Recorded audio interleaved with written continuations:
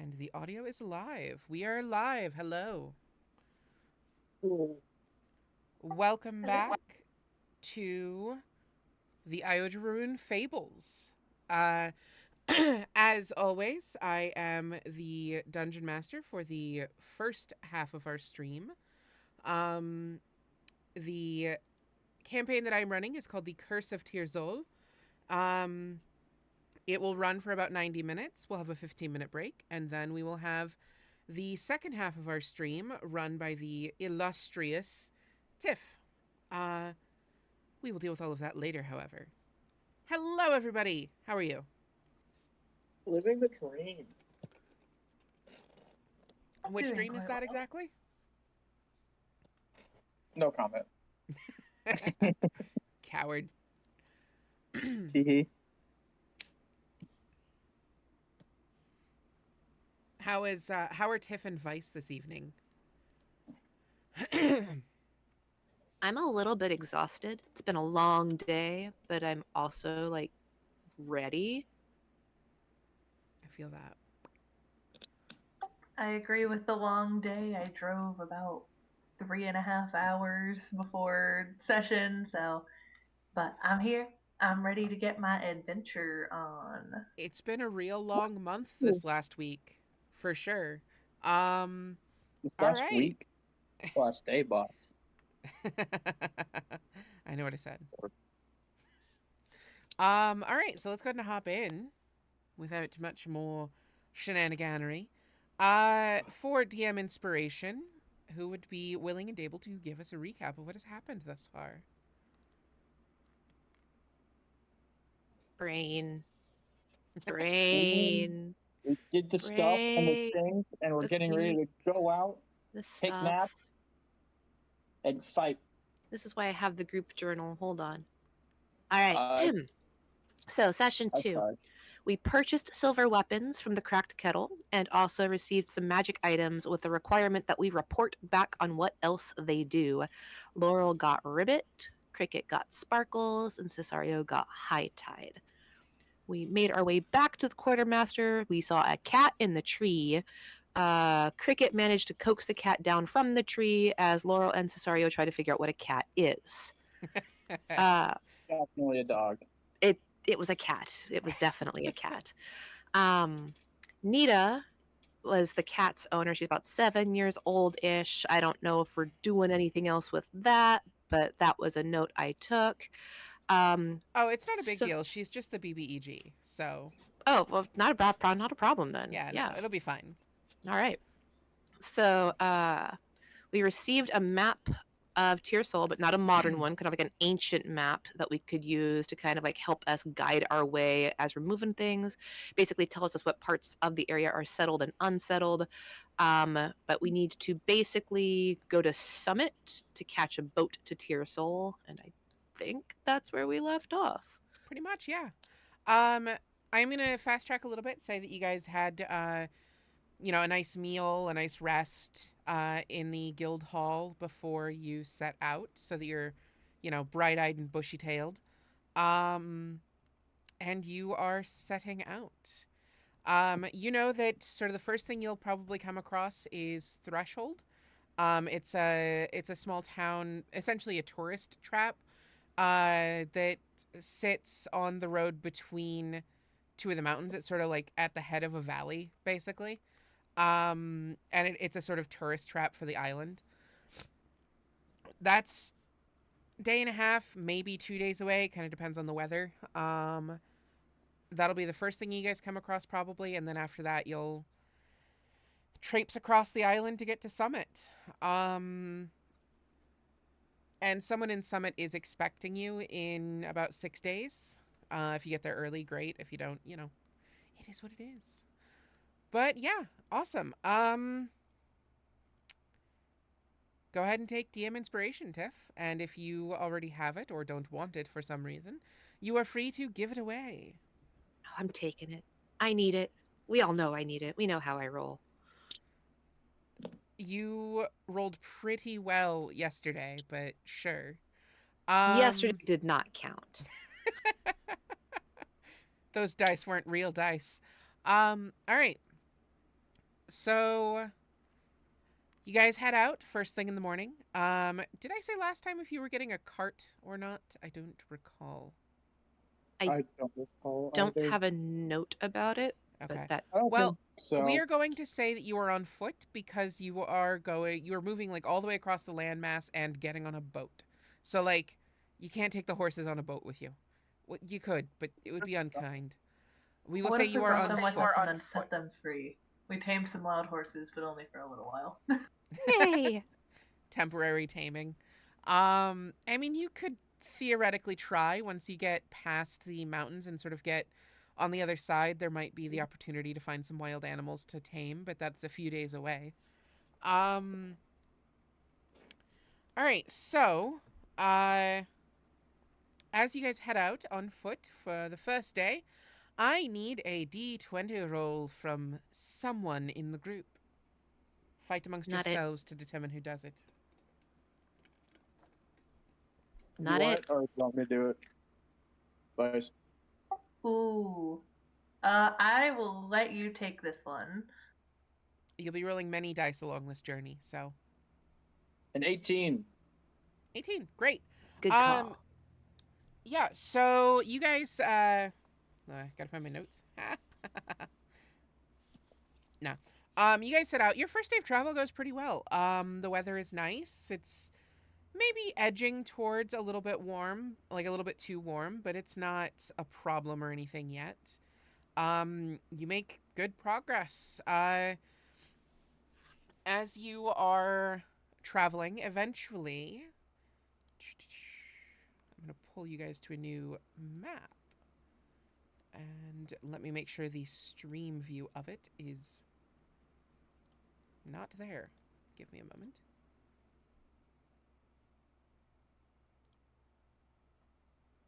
Oh no.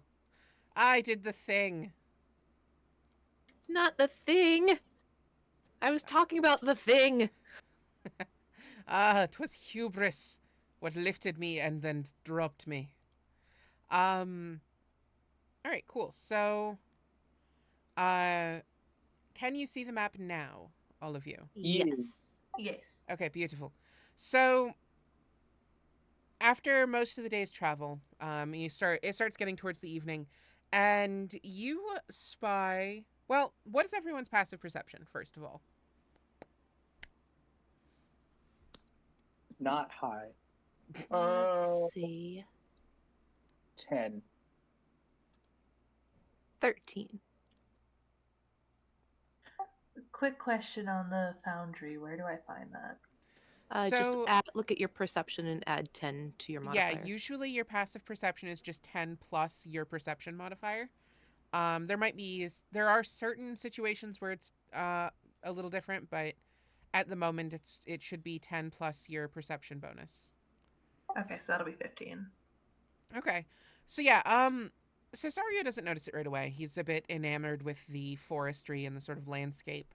And close to the Well, city there's of so many Dragonhead, forests. it is very well kept. It's not like immaculately groomed or anything, but like things are clean. There aren't a lot of wild animals close to the city. It's generally very pleasant to be in. Think like a state park, but like better. Um as you are traveling, Cricket and Laurel, you see the road sort of goes up on a bit of a ridge. Um a few feet above lower level of ground. And looking sort of around the corner, you see what looks like a large gray stone with some sort of white markings all over it, and what looks like stuff. It's hard to tell from the distance you are, sort of piled up in front of it. And it's on the path ahead of you. It's visible. Throw you guys on the map just so you're present and We're can on the move around map. if you want to. We made the map. Doo-doo-doo. Guys, we made it. We're on the map.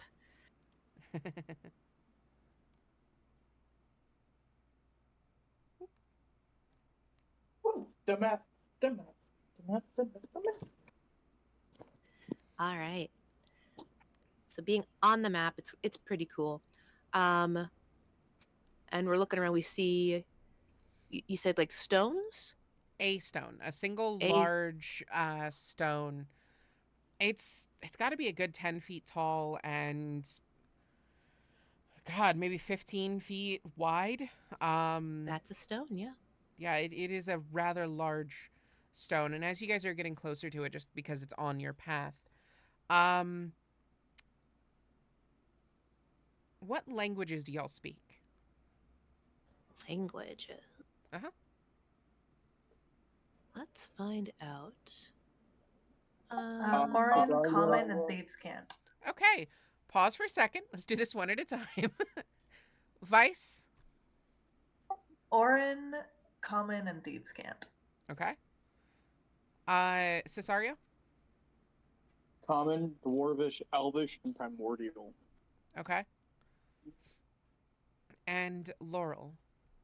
Celestial, common, abyssal, infernal. Okay. So first of all, do you guys get close enough to look at any of the markings in earnest? If you do, Yeah, just why not? move your token on over there. Um, I haven't noticed the rock yet. we'll say by this point you have. You guys are Okay. close enough to it that you can The rest of us are walking away participate. from you. Unless you think Cesario is actively distracted by something. No, it'll be fine. Okay. Is it just me, or is the map wonky? Explain yourself. It's half the screen. What do you mean half the screen? Never mind. It might just be you. You might need to like zoom out or move it around. Scroll wheel to zoom out. Right click hold and you can move the map around as needed. The viewer might need to like click though. Okay, yeah, we're good. I figured it out. We got this. Okay. Were you talking like on the stream it was weird or on your My side. I don't have the Oh, stream okay. up. I don't have headphones. Okay, no, it you're looks good. all right on the stream. That's always good. Yeah, sorry. Tonight's a bit of a struggle in some ways. Okay, so you guys approach. First thing you probably notice is what's in front of the stone. It looks like a few small wooden platforms, kind of like coffee tables in front of the stone. And you see a few different things laying out on it. But as you get closer, a lot of the markings none of you can really read. It looks like different languages sort of piled on top of each other and stuff. But each of you can sort of read a few different markings, a few different like notes. A lot of them seem to be saying things like, Helga was here or JT plus RJ 1241 or whatever. Like those sorts of like traveler graffiti. Cesario, you said primordial, yes? Yes. And did anyone else say primordial? I'm so sorry. Orin, but Orin. Okay. You don't really pick up anything with the Orin. Strangely, a couple of the notes are in Thieves' Cant though, which is unexpected in the middle of nowhere. But in Primordial, Cesario actually picks out a lot of it is sort of covered by additions that were added much later. But one of the older looking markings on the stone, Cesario can get a portion of a message that seems to say something about good luck or misfortune. It's a little tough to translate, even though you do speak primordial, just because it's been sort of defaced and weathered over perhaps millennia. But it seems like this might be intended as some sort of luck related thing. Cricket, can you actually? I'm just gonna say, one thing you notice just because of your stature and predisposition, you notice on the middle table right in front of the stone a handful of rather pretty crystals. It looks like they've been sitting there for quite some time. There's dust that's built up around them and stuff, but even so, you can see them sort of catching the light and throwing it. Um, they're very pretty stones. Um, and you see, all of you also see a large backpack and what looks like it might be a water skin or something of that nature on the other tables. So before Cricket does anything with the pretty stones, um, was Cricket able to decipher what any of the thieves can't said? Yeah, so a couple of them are the same sorts of, like I said, travelers graffiti, but one of them, the translation that you pick up, essentially it says respect the stone or face the consequences. Like, it's weirdly, it's thieves can't, so it is indirect, but it's also weirdly forthright with its intention. Cricket just kind of like tilts their head back and forth at it, and then just kind of like reaches forward and gently like pats the stone and just coos at it a little bit. Okay. Roll. Hmm. Do any of you have proficiency in religion? You ask the paladins. Ha! You know they might not. Don't give me that. Do you have Oh, I proficiency? certainly don't. Okay. Does I Cesario don't. have what? I does. Okay. Roll me a religion check, please. Does Cricket have proficiency in religion? Nope. Okay. So, well, 7 get me. So the little bit of the message that you get, you try to think if it's familiar, if you've seen anything like it before. No, it's a stone. There's stuff in front of it. It's a rock. A rock that people have been graffitiing for decades or more. Um, I will pat the rock as well. Cricket's pretty well traveled, right? That was part Yeah. of their backstory. Yeah. Has Laurel traveled much either, or as well? Laurel is pretty well traveled. She's been wandering for a good bit of time, lots of training in lots of different places. Okay. Both of you go ahead and roll history as well, please.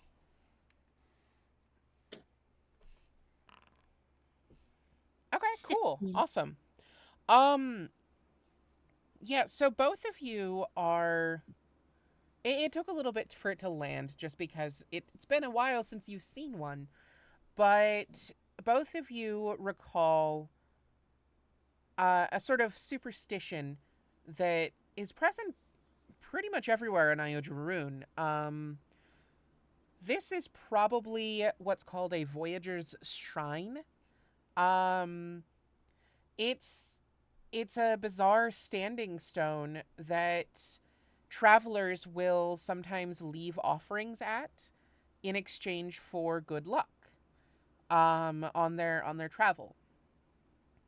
There are rumors that if you would do that if you take something you'll have some sort of bad luck, but it's no one really believes that that's true. It's just one of those things that might be true. Um but yeah, both of you know that both of you are pretty sure that this is a Voyager's Shrine.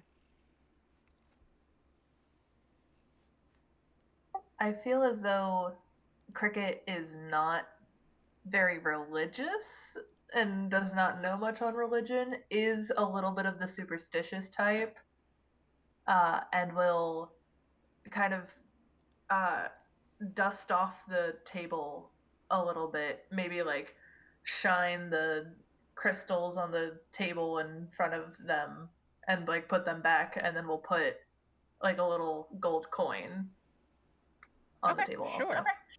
Cool. Just for fun, roll a persuasion check at advantage. Laurel will similarly do the typical Laurel thing where she'll walk over and she'll just kind of polish like a couple things and she'll bow 3 times to the table, like, oh, yeah, yeah. The persuasion with advantage is a 6. You poor baby. Um, okay. I mean, you do the things that you say you do. Nothing observable happens, but you feel as if you have left a mark. Um,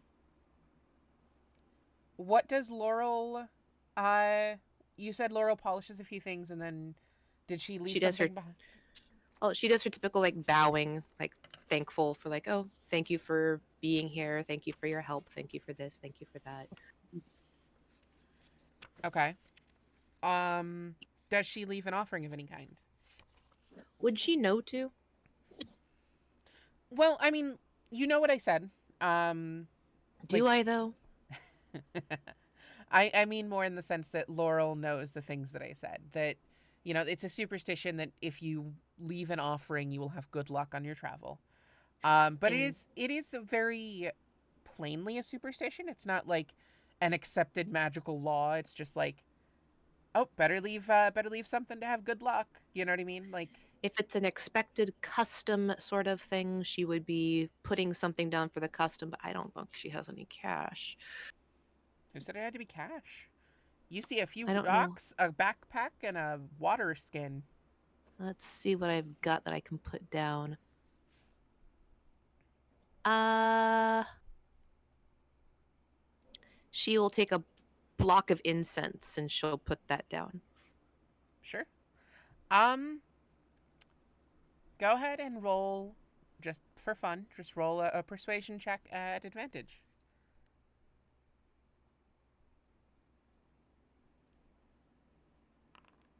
At 22. Awesome.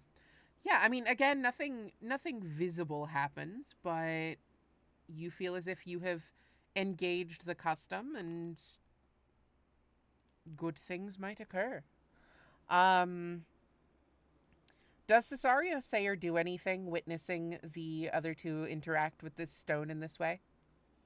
Cesario is going to look to Laurel, like she's.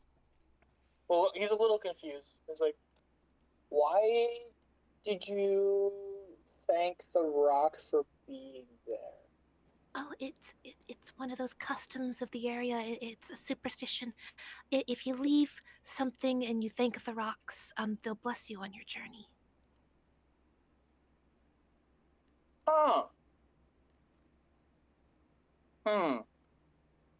He's going to shoulder off his backpack and kind of dig around a little bit in there, and he's going to pull out a medallion of that looks like crashing waves, and he's going to set that on the table. Okay. Roll me persuasion at disadvantage. Yeah, that's what I thought. That's what I We was both thinking. know. We both know why that is. Persuasion? 12. That was at disadvantage? Yeah, 8 and Okay. 9. Okay, just checking. Yeah. Okay. Yeah, you would gingerly place the medallion on the bench. Nothing visible happens, but um you think left an offering. Um It is out of game. It is my spare holy symbol. sure. Um I just assumed he has like a pocket full of those. Like you know when you get like party favors and you just get like 15 to 20 like light up rings or whatever. He just has like a whole bunch of Yeah. them.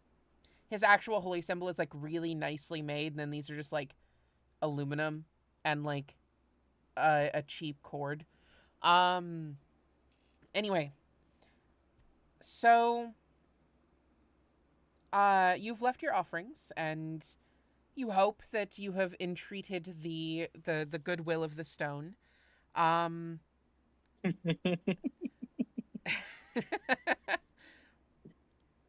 So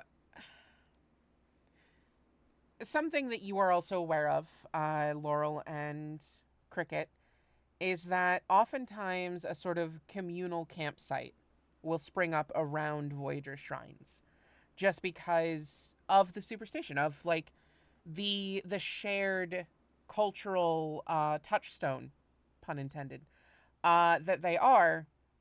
They've become a sort of communal meeting place as well, where people can camp if they need to and that sort of thing. Um, so if you want, you could use this campsite for the evening, or if you would prefer, you can. Ooh, hold on a sec. Okay, sorry. Or if you prefer, you could try to look elsewhere for one. Oh, I mean, this seems like a perfectly fine place. Cricket will big nod. Sure. Okay. Um. All right. So you guys set up for the evening. And you all have whatever is in your starting equipment, as far as like rations and travel supplies go. Um, that being said, do you intend to hunt or scavenge at all? Or do you just roll with the rations that you left the town with? If anyone feels like doing any hunting, I'm a pretty good cook. I could cook. Uh, I'm not the best hunter. Not being from the land, animals are different. You could try to find a you could try to find a fish pond or something. Ooh, I could. Uh, it, do I hear the sounds of water, or do I know if there's a lake nearby? Looking at our map or something. Roll a either perception or survival, your choice. And then if you're using physical dice, can you type what you rolled in the chat just so it pops up? Oh, okay. Yeah. Me get the Awesome. physical Thank you. chat up. Um. Oh, that works, I guess. Uh.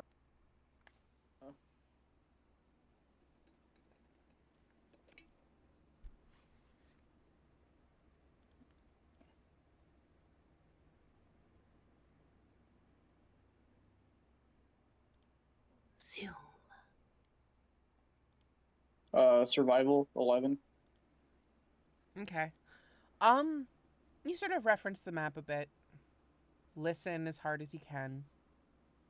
You sniff the air a little bit too. Just try to get a sense for things. Look at moss patterns on the trees, that sort of thing. Unfortunately, as far as you can tell, there aren't any lakes or streams nearby that you could find fish at.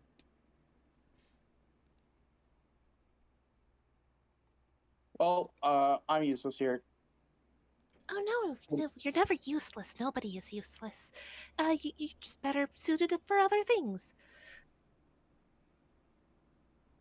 Ah. Um. Cricket. Cricket looks. Do you want to do the hunts? Try. Sure. Cricket will go ahead and grab their. Let me look at what they actually have. Yeah, we'll go ahead and grab their short bow and just kind of walk around, not super far, but keeping an eye out for any like smaller game. Sure. Is Cricket doing this alone? I guess if Cesario doesn't want to join. I'll join. It's not gonna be pretty, but I'll join. Okay, so first, let's say Cricket roll either survival or perception, your choice, at advantage since Cesario is helping. Trying to. That is a 13 Okay. perception. Um, it takes you the better part of an hour, hour and a half maybe, but between the two of you, sort of traipsing through the wooded parts, you eventually come back to the campsite with a couple of rabbits that you managed to get. It took quite a while. Darkness is well upon you. Um, but you did manage to retrieve some food. What is Laurel doing while the other two are gone? While everyone is gone, she will be looking about and trying to start a fire to set up for some sort of cooking types of things.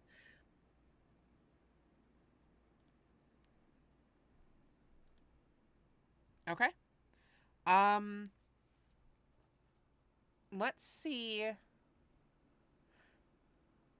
Let's see a perception or investigation, your choice. See how well you can sort of scavenge firewood, if you can find any like wild herbs, that sort of thing. It's at 12 in perception.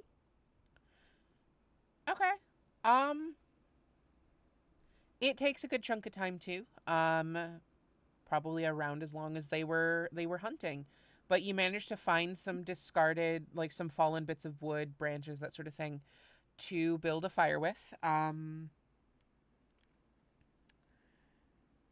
You have one going by the time they get back. Unfortunately, you didn't find much in the way of wild vegetables or wild herbs to enhance things, but you feel confident about the fire at least. It is a very warm fire. We are the flame.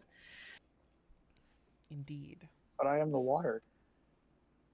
Well, you're the water, but I'm the flame. It works. But you're also Okay. bright blue. I don't Yeah. understand where I don't see where that's a problem. Like, the brightest flame burns blue. Cricket just kind of watches the two of them go back and forth with like water, fire, and Cricket just kind of like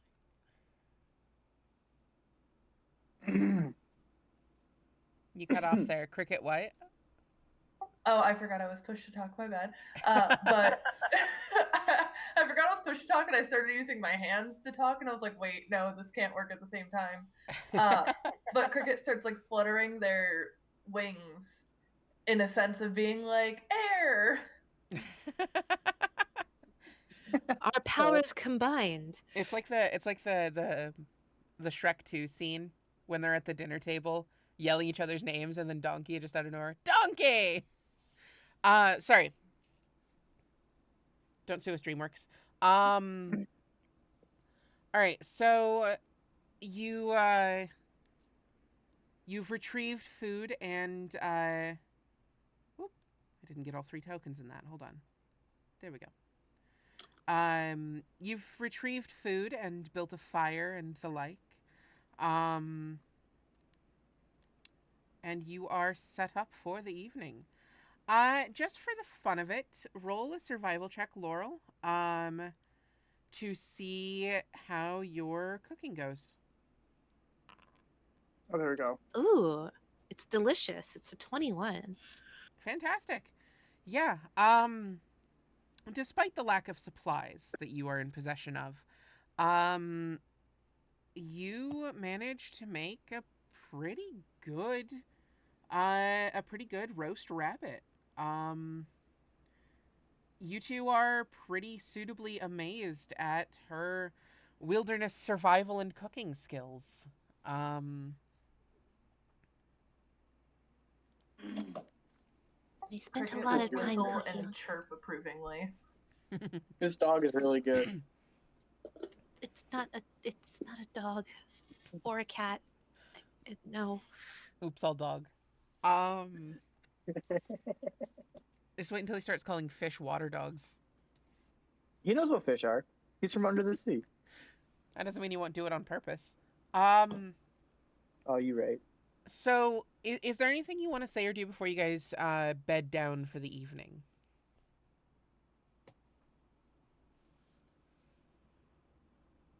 I think Cesario is a pretty heavy camper. He's got a full belly. Um, I can take mid watch. He Okay. offers. Before we get into watches, I just want to make sure there's no like role play that you guys want to do or any kind of activities you want to do before you start going to sleep. You have a bit of time where you guys are sitting there eating that you could learn more about each other, talk to each other, whatever. Laura will take the time to just kind of sit and like enjoying her food, uh, definitely doing her like awesome little prayers over it, and just kind of smiling and making polite conversation with each person, talking to Cricket. Oh, it's fantastic to kind of see you. It's I don't really know much about you. I have never really traveled to your types of lands. Could you tell me a little bit more about them? Cricket kind of scratches their head for a little bit and just travel. It just kind of like chitters a little bit. Travel, better survive. Um,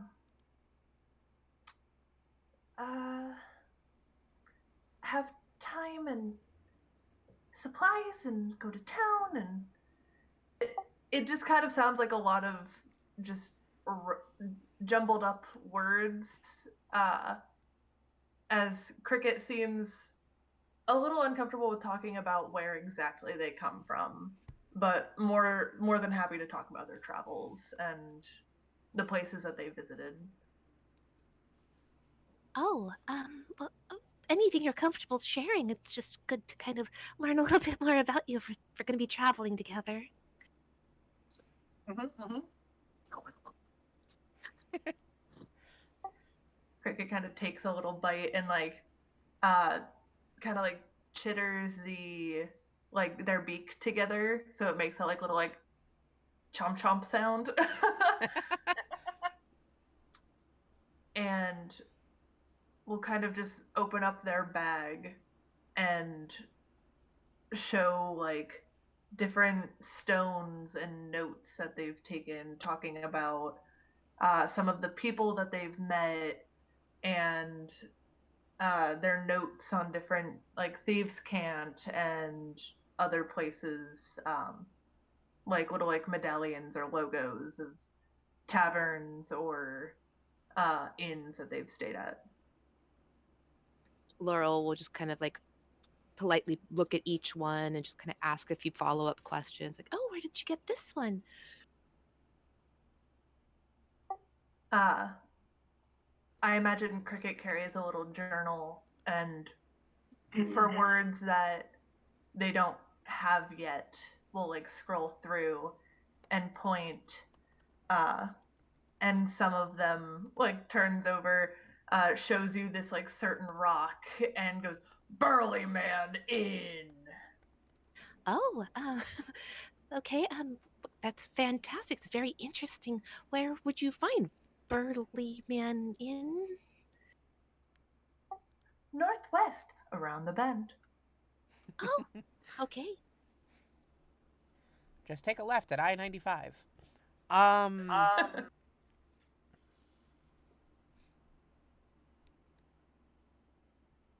So, seeing that Cricket has a large number of iconography, yeah, correct? Cesario will pull out one of those aluminum. uh, it's canon now. He has Umberly party favors. yeah, he's gonna pull one out and hand to Cricket and offer it to them as and saying friend. Laurel just kind of winces and kind of smiles through her wince, like, uh-huh. Just for fun, Cricket, roll a religion check, please. I say that a lot, by the way, just for fun. I'm sorry. Um, Ooh, boy. I mean, it's a game. It should be for fun. Hee anytime I end up repeating words and phrases, I get worried about it for some reason. That is Um, a 13 on that religion. yeah, 13. So, how well known is Umberly, Devin? Um, This is very much your realm with your family of PCs that worship her. Hee How well known is she outside of the Ocean Kingdoms and such? very well known. I would And wager. She's kind of up there with like in terms of like respect or fear. Take it for what you will. She's kind of up there with like Tiamat, Bahamut, and Mask. okay. So, Cricket, you look at this medallion that's placed in front of you, and it takes a second to register what the symbol is, but you've definitely known like sailor types that have cursed this symbol, that have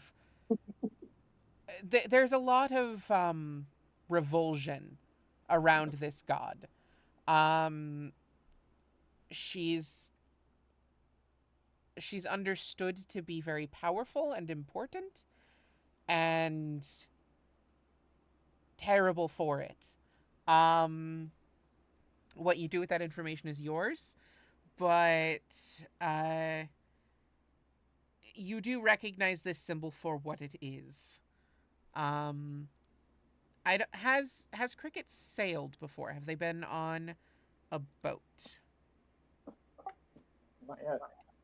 I feel like they might have been on like a short boat trip, but they haven't like sailed many seas.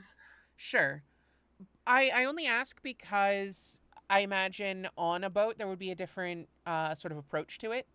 Whereas if you got like sailors in a dive bar or something, they might talk differently. You know what I mean? Mm. So I will say you do remember from your time on the boat that on the ocean you do not say anything about this goddess. You do not curse her name when you are on the open sea. Unless you have 2 feet firmly placed on land, you treat her with respect. Um, so Yeah. that's. Sorry, go ahead. Yeah. No, I agree. So yeah, that's mainly what you remember. That she is feared and begrudgingly respected for her activities. Heard. Cricket will take the aluminum coin and kind of like gently bite into it, just as like a little like haha. Um, but we'll like look at the iconography on the coin and just I'm really conflicted. Tee And then we'll look back to Cesario and just friend, Friend. friend, Friend. and they'll just go back and forth saying friend, I guess. The Figaro family keeps trying to corrupt the innocent youth. Shameful, the lot of you. I mean, that's the easiest way to go about it. Let's be real. All right, so you guys settle in for the evening. Cesario said he's taking the second watch. Who's taking the first? Laurel will take the last one. Okay. Yeah, Cricket will take the first. Okay, sure. So, as the other two settle in for the evening, um, what does. Well, first of all, roll a perception check for Cricket's watch. Cricket does not have dark vision, correct? Correct. Okay. Do you do anything to keep a light going? I would imagine. Let me open up the character sheet. I mean, we still have the campfire too. Yeah. Yeah. Campfire don't move Yeah. though. Cricket does have a little lantern Okay. and some oil, so Cricket will go ahead and put some of the oil into the lantern and keep that lit with the embers of the fire. Cool. All right. So go ahead and roll me a perception check for your watch. 10. All right. First part of your watch goes by without much issue. Nothing of note really stands out to you one way or another. What does Cricket do while everyone is asleep? You've been awake and by yourself for hour and a half ish. I think Cricket will chirp a little tune silently to themselves uh, as they sharpen their blades and just try to keep a watchful eye and just listen to what's happening around them. Great. Yeah. Okay. Um, the rest of your watch passes without incident. It's pretty boring actually. It just kind of just goes. Um, how do you wake up Cesario for his watch? Cricket will go ahead and hop into his tent and just kind of like peck a little bit at his leg to try to stir him awake. He's gonna be really confused initially. Like, what? And he'll get up. Okay. Um, as you settle into your watch, Cricket settles into bed. Roll me a perception check for the first part of your watch. Oh, hey, dude. Oh, that's fantastic.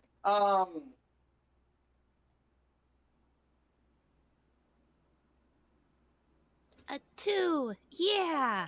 Oof. What did you roll on the die? I'm curious. 2. Okay. I have no modifier. Okay, so the first part of your watch goes by without incident, as far as you're aware anyway. Um Roll a constitution saving throw for me. Yeah, there it is. What's our concept? Okay. Oh, sweet. 22 for with a net 20. Okay. So you nothing of interest happens. And you for a moment you think I could just go back to bed. No one would even notice. Like it's fine. But then you're like but then you remember some of your training. Um and how serious things can be and you steel your resolve and stay awake for the remainder of your watch. Do you attempt is there anything you want to do while the other two are asleep? I guess I'll keep the fire going. I'll kind of snack on like whatever's left over, rabbit wise. Okay. Um,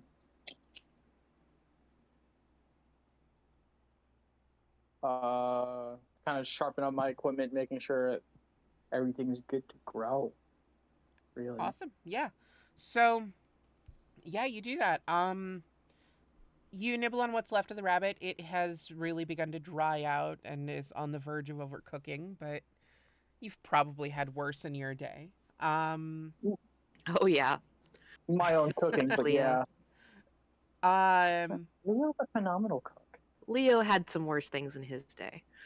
how Yeah. he ate a lemon like an apple once. Oh, Um, he's had much worse than that too. I'm sure. Leo How actually really enjoyed that. That was his favorite. He still does that. um how do you wake up Laurel? Kind of put a hand on her shoulder and give her a gentle like shake, like Oh, right. Yeah. She'll just kind of roll out of bed, straighten out her robes, and just kind of bow politely as she takes her turn at the watch. Okay. Yeah, when it's your turn, the wood that you spent so long gathering is really beginning to dwindle. The fire is on its last legs, and speaking of legs, the rabbit seems to be all gone. Um, but you are coming into your watch somewhere in the 3-ish in the morning range. Roll a perception check for the first part of it, please. 20. Awesome. Um, for the first part of your watch, nothing particularly worrisome happens. But after about an hour or so, when the other two have fully settled back down, or Cesario has settled back down, Cricket's been asleep, um, you hear some shuffling and just like some noises in or near Cesario's tent. She kind of turns towards it and just she's very careful. She doesn't necessarily want to wake anybody up for anything that doesn't need to be woken up for, but she's carefully creeps over to get a better look. What's. Hello? Hello? Okay. Um, as you get closer to the side of the camp or the side of the tent that you hear the shuffling, um, roll roll either perception or investigation, your choice. 9. Okay. Um, yeah, you get to that side and you have dark vision, but it's still there's still a lot of like covers and things. You can't really tell exactly what's happening. Something seems to be shuffling around, maybe in his pack or something. You're not entirely sure. You don't see anything at first. You just hear shuffling and rustling where he has left his supplies. She'll move a little bit closer, thinking like maybe there's a mouse or something that's getting into his supplies. Doesn't he have a mouse? No, he doesn't have a mouse. that's Tom. Right? Getting people confused. So she starts like trying to look into his supplies. Basically, like kind of poking around there, seeing if she can figure out what's getting into the supplies or if that's where they're coming from. So it might look untoward, I guess. Okay. Um First, let's see an animal handling check.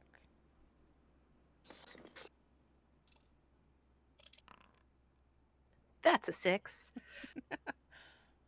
So you Actually, hold on. I've got DM inspiration. I'm going to use it. the best place to use it. Go on. Always on the animals. Watch a 7. No, 19. Um yeah, no, it's the wild horses you guys are talking about. No. So you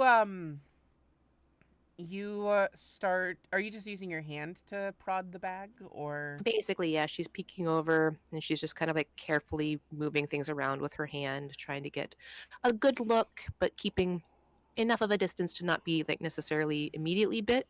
Sure. Um okay, yeah, you start sort of poking around the bag and after just a second of moving it around, a head pops out and you see a squirrel pop out of the bag, looking a little haggard, as if it has just had a very long night, but it has little squirrel bags under its eyes. No, um, sorry, I just mentally was like, what the heck is a haggard squirrel? Like, anyway, It reminds me of like the old Sword in the Stone animation Oh my god, I haven't seen that movie in a long time. Right? There are definitely parts of it that don't hold up, but that's beside the point. Definitely parts of it that don't hold up, but I'm just kind of imagining squirrels there. Like, yeah, Oh yeah, yeah. absolutely. Um, and it just sort of stares at you with a bit of dried fruit that was in Cesario's bag. It just like locks eyes with you and doesn't move. She just kind of smiles. Oh, you're hungry. Oh, hold on. She'll like look in her own bag and she'll pull out another little piece of fruit and just kind of hold it out in her hand. It sort of looks at the one it's holding, looks back up at you, sort of like twitches and sniffs the air a little bit, looks back down at the fruit it has, and it like puts the one in it that it's holding in its mouth and like scurries out of the bag to your hand. Um and just sort of like it grabs what you had in your hand and like takes all of it basically and runs. Um uh, take care. I'm not going to say you lost an entire ration, but you lost a portion of a ration, That's Cesario. okay. Both of you, but Cesario specifically I was meaning cuz he is asleep currently. Um all right. So otherwise, is there anything you want to try to do during your watch while the other two are asleep? For the most part, she'll hang out by the dwindling fire, just kind of sketching a little bit and watching for the sunrise. Sure. And then as the sun rises, that's when she'll start doing like her prayers because that's her god. Gotta be all good to the god at that point. And so she'll wait and see like What are her morning rituals like? Just out of curiosity. Her it like prayers and depends. things. Um Usually she'll just kind of like turn towards the sun and just kind of bow down 3 times like typical and kind of reverence and kind of give some praise. Um she'll do a kind of like prayer depending on what's going on for the day. So for like today it might be something like Oh, uh, Lord of the Morning, bringer of the light, please grant me your divine favor as I embark on this adventure with my two friends. Illuminate my path and fill my heart with courage, with grace. Please, blessed Lathander, whose radiance dispels darkness, I offer my gratitude for the gift of each dawn. Please guide my steps with your celestial wisdom. Awesome. All right. Dawn comes. All of you awaken from your long rest, having rested most longly. Um, Terrible phrase. I'm never using it again. Uh, do either Cesario or Cricket have any morning rituals that they go through? Any activities? Uh, Cesario will pull out his water skin and kind of and his holy symbol, and he'll just pour a little bit of water on it Sure. as his morning rituals. Okay. Cricket, I imagine, just kind of stretches and preens their feathers a little bit, uh, making sure that they make every dagger is in the right holster and that they're all ready to go. Awesome. All right. So you guys set out for another day on the road, heading towards Threshold. I made it all up and I still forgot it. Threshold. Um, that's what happens. Like, what did I say 5 minutes ago? I forgot. it's not even that. I made the map and I still um Details. anyway, you guys set out on your path to Threshold, departing from this campsite. Um I need a d20 roll for the day. Not it. I did the last one. I'll take the roll this time. Okay. Cricket, I need you to roll with disadvantage. Yeehaw. Okay. Um. Actually, I'm sorry. Hold on. Straight roll for Cricket. Sorry. Okay. Forgot my own ideas. Ah. And then, how do I roll just a straight d20 on Foundry? So do a slash R and then a space and then just D20. Just Basically type it like in the Avray. chat. Yeah, like Avray, but with a different thing in the front. Natural 20. Great. Nice. Yeah, so today is immaculate. Like yesterday was nice, today is practically perfect. You guys feel invigorated and you make the trek to Threshold in practically record time, arriving in the early afternoon to Threshold. Like I said before you at the head of a valley between two of the mountains, you see it is it's like a resort town, like a tourist trap of a town. Um, Everything's sort of engineered around the passage through the mountains, and it's very busy, but it looks like it's busy with travelers. It doesn't look like there are a lot of people that live here permanently, if that makes sense. Um, it's honestly kind of noisy and just a really busy boardwalk of sorts as you come into this town. It looks like they're still tearing down some decorations and things from the Festival of Doors that just happened recently. But you see gift shops, you see all sorts of restaurants and the like. You see some more like niche things like craftspeople that make custom wares. There are a few street vendors here and there. The place is surprisingly, perhaps, the place is really nicely cleaned and maintained, but yeah, it's a rather bustling tourist trap of a town.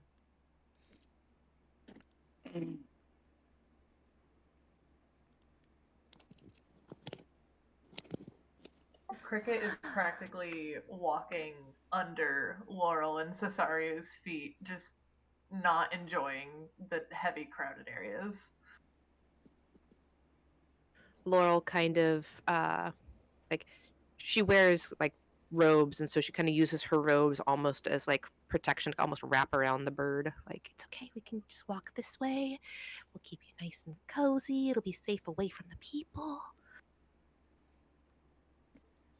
Cricket just kind of looks up and, thanks. Step on, Cricket.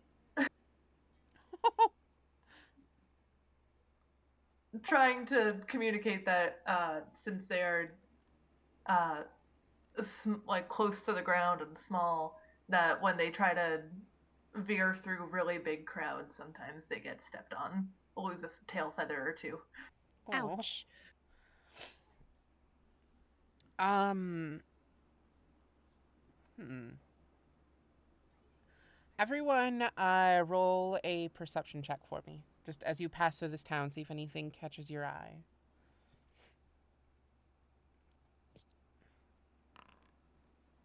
22. 11. And sorry, I rolled a 3. 3. Okay. So, Cricket's very preoccupied with staying out from being under people's feet. And they succeed pretty well at it. They're very dexterous, just on the face, but staying close to Cesario and Laurel gives a bit of a buffer to outside people. Cesario is... Well, how is Cesario with crowds generally? Does he get easily distracted? Does he get easily overwhelmed? What is his usual vibe in bustling places? I would say he's not used to bustling places, and he's just kind of like, oh, that looks really cool. Oh, that looks really cool. What is that? Okay. He's just easily distracted, like fresh traveler kind of deal. Right. Okay, so yeah, as you guys are walking, Cesario spies something. He doesn't get a good look at it at first. It just looks colorful and um a bit spiky maybe? Like it looks unique. And he starts going off after it. Laurel, you realize very quickly that Cesario is following a street vendor selling fireworks. Oh, no, no, no, no, no, no, no, no, no, no. She'll chase after that. I mean, it's great to have like feel the flame, but we don't want to feel the flame. But it's not fire. They're very, very shiny, but you really don't want to touch them. They could hurt you. But so can my sword, or my warhammer, or. This is a very different type of hurt. But Cricket just kind of mimics a explosion sound. Explosion.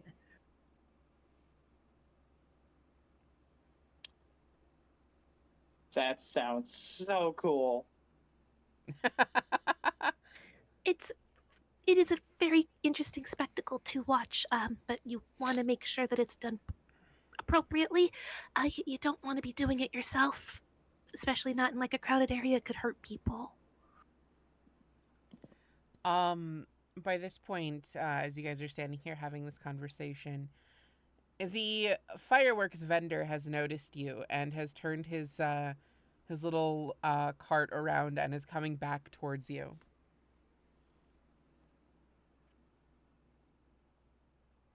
But so if I am, what is the word, responsible, I can have the boom. I can feel the flame. If I responsible, I can feel the flame. I mean, if you're responsible with it, if you're very careful with it, then you can light them up, but not in the day and not near people, and make sure to be very careful not to blow off your own fingers. Cricket's eyes are so wide and sparkly right now. Um, the vendor makes his way to you guys now. Um, so you I saw you. You look like fine, what's the word? Connoisseurs of my explosive arts, yes? You want to buy Not at my all. fireworks? Um, A more dazzling light there's never been, I swear it. Laurel just kind of looks to Cesario and then to Cricket. But that comment does kind of catch her attention. oh, I promise you there are better lights than fireworks. The morning sun is definitely the best light there is. Yes, but you can't have you don't get the morning sun in the middle of the night, do you? See? So my fireworks are better because they're on demand. They're not better, but they are pretty. But they are better because you can have them They whenever are you not want. better. Dawn comes once a day, but if you buy And my with the dawn comes the new beginnings. And with the new beginnings come the blessings of the Lightbringer. and I'm trying to bring you light right now. What about my blessing? And she just kind of like looks at them and then looks at Cesario and then just kind of looks back like, I'm sure that your fireworks are quite beautiful. They're just, they're not the same as you can't say that they're better than the sun. He kind of laughs at you a little bit as you're trying to go through this spiel, and he is making like eye contact with Cricket and with Cesario, and just sort of like holding up different fireworks. And this one, when you light it, It shoots off like a shooting star and then explodes into an array of color and sparkles. Oh. How much? Hmm. Can Cricket uh just give the salesman and Laurel just these like big like begging eyes, just like blink slowly, like please. Yeah, Mom. okay, so hmm. Roll a persuasion check. Laurel, roll insight. If your insight is higher than Cricket's persuasion, you are unmoved by the puppy dog eyes. I don't know that I'm unmoved by the puppy dog eyes, but I'd say that if my sight is higher, I get to choose my reaction. Well, you get to choose anyway. I'm not taking your character away. Ah. But yeah, okay, just roll It's your not insight. We'll hard. play it from there. You are You very just have to beat an experienced. 11. Oof. So close. Oh, So close. Those are some very good puppy dog eyes for a bird. be enamored by the begging eyes. Oh, I mean, they're gonna be very responsible with them, and it's gonna be very pretty. It's oh yeah, we'll take some. He also pulls out what looks like a small dragon made out of like red paper. Um, Now this, when you light it, it sort of flies around in a circle and it like roars, and then when it explodes, it looks like a cloud of fire. Laurel is like really enamored with this until it explodes, and then she's like, Oh, it can't just fly around like indefinitely. Well, no, nothing flies around indefinitely. I mean, even the sun has to land sometimes. Yeah. He's really just prodding Laurel at this point. and her cheeks are just getting redder and redder. Just kind of like, I don't know what to say. I don't want to be rude. I don't want to be mean. But you're insulting my god. um, so to make a bit of a long story short with this, most of his fireworks you can get for pretty much a silver a piece. Some of the fancier ones, like the dragon, you're looking at a gold a piece. The kinds of fireworks you could find in real life are here, and those are usually a silver a piece. Or you can get 12 for a gold. I think Can I- Laurel's still broke. Yeah, Can because you I- spent 30 I gold get- on a silver something. I Yeah. forget. A mace? Can I Rapier. Rapier. can I get 12 of the shooty explodey ones? Shooty explodey ones. Cricket also wants 12. All right, so mark down that you have 12 bottle rockets, and remove a gold from your inventory. All right. So you purchase your explosive arts, and the rocket salesman.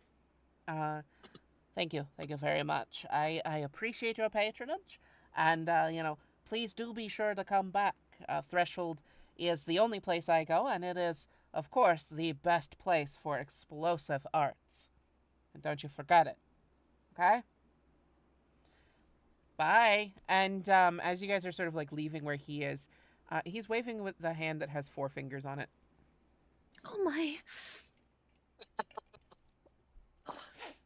Sorry. Cool.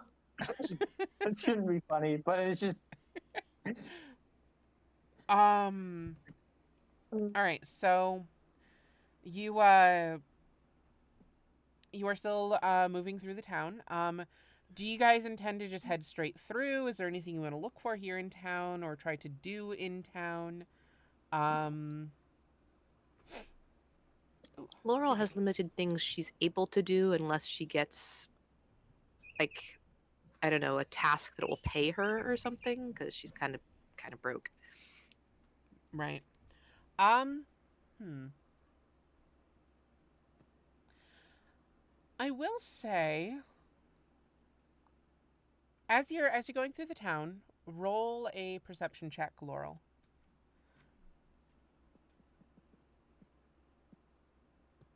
Perception. Yeah. That's an 8. Okay. So for a moment, as you're moving through the town, well, more than a moment because it takes a long time to move. As you're moving through the town, you wonder if there might be a temple of Lathander here, and if you could perhaps get some sort of aid there to help move your journey along and such. Um, Unfortunately, among the various storefronts and the people and such, you do not find anything. Um, you do not find any such temple. Um, Cricket and Cesario, is there anything you're trying to do as you are going through the town? Uh, he's very carefully putting the explosive suns away into his backpack. Um, Okay. Roll a dexterity check. No, I'm kidding. You're fine. ah, They wouldn't be very good toys if they exploded randomly. Um, you do get the impression that you have to light them on fire for them to go off. They're not going to like spontaneously combust. Um, I will say, hmm,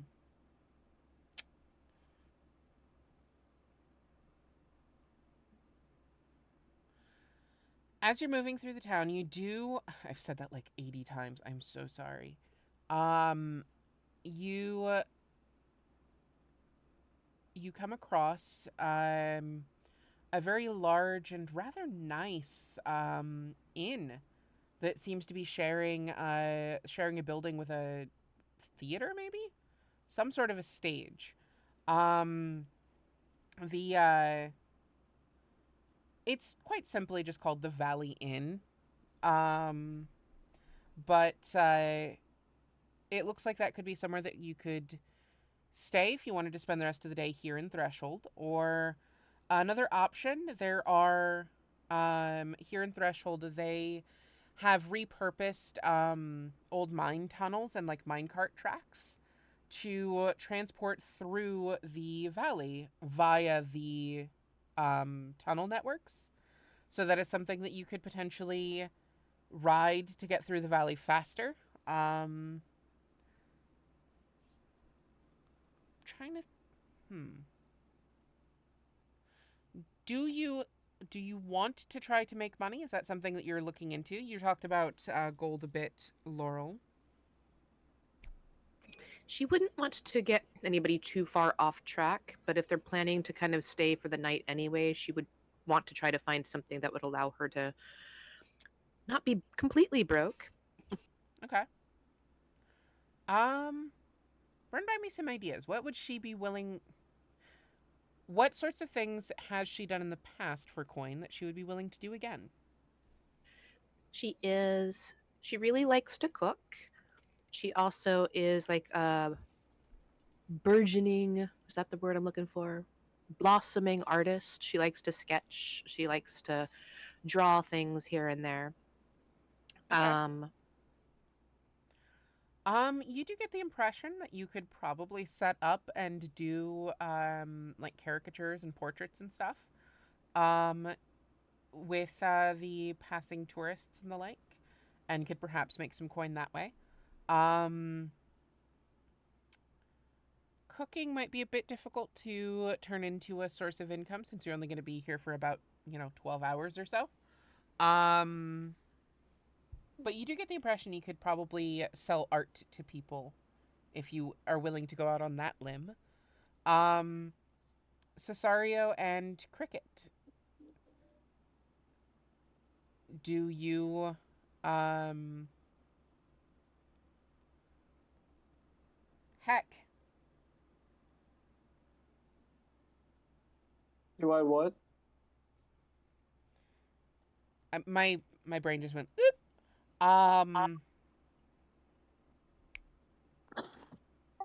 Is this in the same vein of wishing to obtain money? Yeah, are you intending to do that as well? Because I know you guys have also spent a great deal on various things recently. Um, Money would be cool. I have 4 gold left. okay.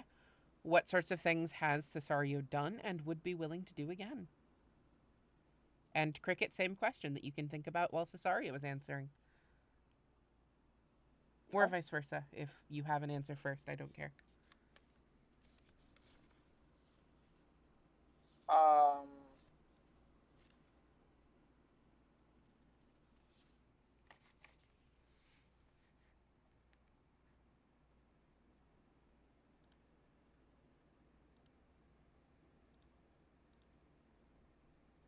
a lot of his stuff would be kind of like rough and tumble, strong boy kind of things. Okay, so is he trying to like enter arm wrestling contests or is he looking for like an underground fighting pit? Or is he trying to find like a bodyguard gig? I think arm wrestling would be the safest Or are you option. thinking more like moving heavy boxes? Both? Okay. Um You can help somebody move. right. Yeah. Um let's say roll me a perception check as you are wandering the boardwalk. Um and see if you can find someone who is engaging in contests of strength and will. Okay. Let me open the chat again because I closed it. Dumb. Uh, 13 perception. Okay. Yeah, so you guys are sort of wandering the boardwalk, finding a way to spend your afternoon and perhaps make some coin. Laurel is setting up with her portraiture. You scour for a contest of strength, and eventually you find one. You find a large dragonborn person, um, who has set up a large table and is taking bets. The way they are set up, it looks like you bet at least a gold, and if you win, you take the pot. If you lose your gold, and the pot grows. Um, just taking a quick glance, it looks like the pot is currently sitting at 7 gold. Um, you could give this a go if you wish. I just had a full on uh just escapism moment. What was the down and dirty? I'm sorry. You have to pay a gold to play, Okay. and that gold goes in the pot. If you Okay. win, you get the pot. If you lose, the pot just grows. Got it. How big does the pot look 7 gold now? currently. Um, Before we start rolling the dice, we'll come back to you in a second. Okay. Cricket, what sorts of things has Cricket done and would be willing to do again? I think that Cricket would likely. I feel like the obvious is probably just partake in a little bit of gambling. Um, but I feel like Cricket could also have like previously done work as almost like a scribe, just due to the fact of having to listen to people and remember words so they can use those words to speak has kind of made them very quick on the draw for like writing things down. Um, Sure. and finally, I would say like helping out at a tavern, whether it be like bussing tables or serving drinks. Okay, so hmm.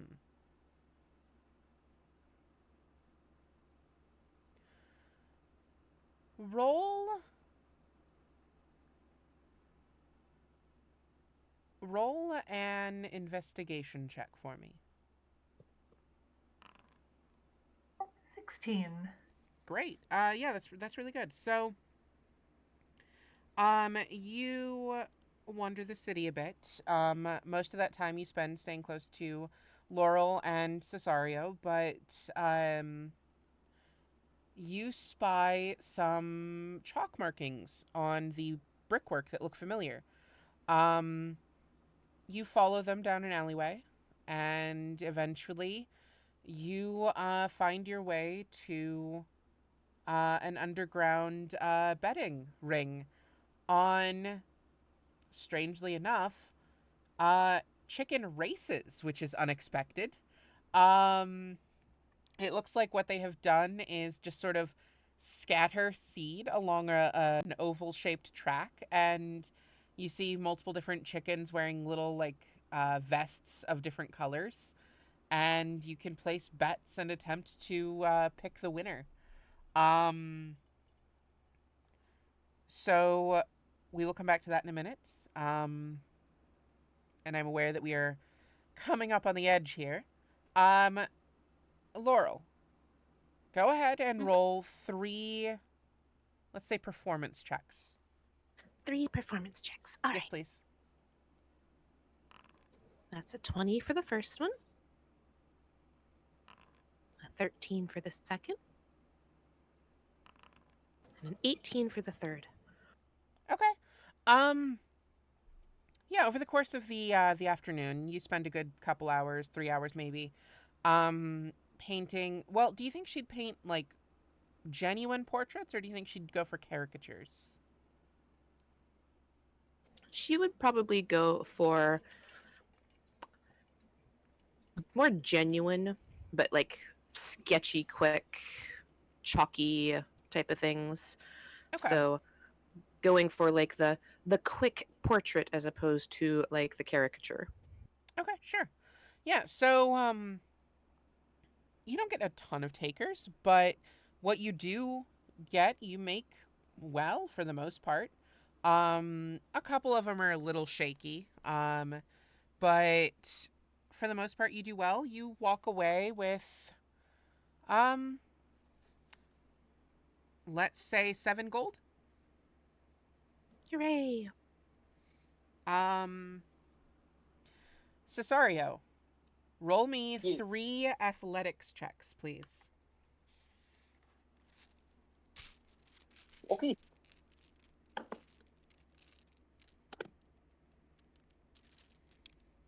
Let me go see. Fantastic. I lost it. Where'd it go?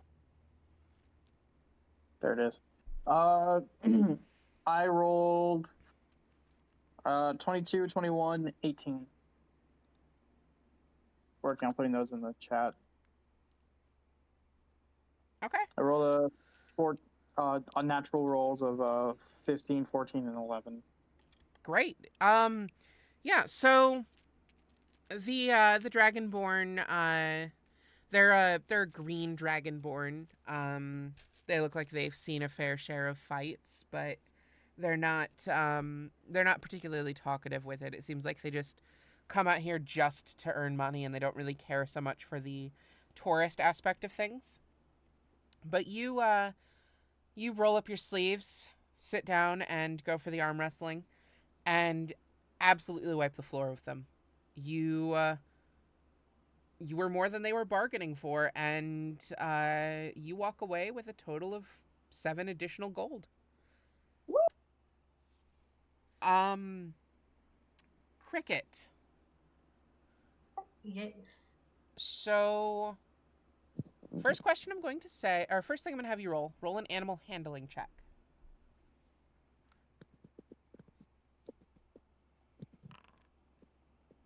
Great. So 18. So you sort of get as close as you can and study the chickens for a minute.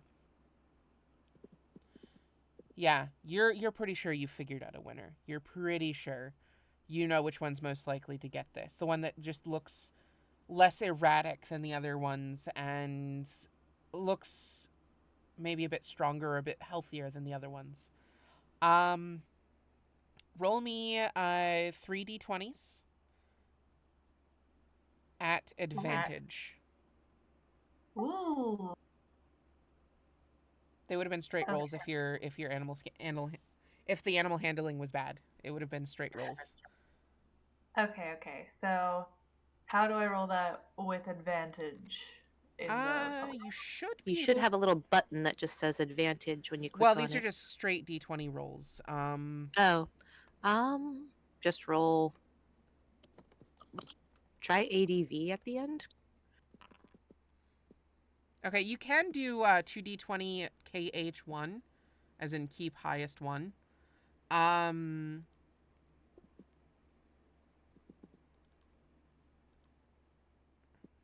God, I rolled terribly. It wasn't even a real roll. Um,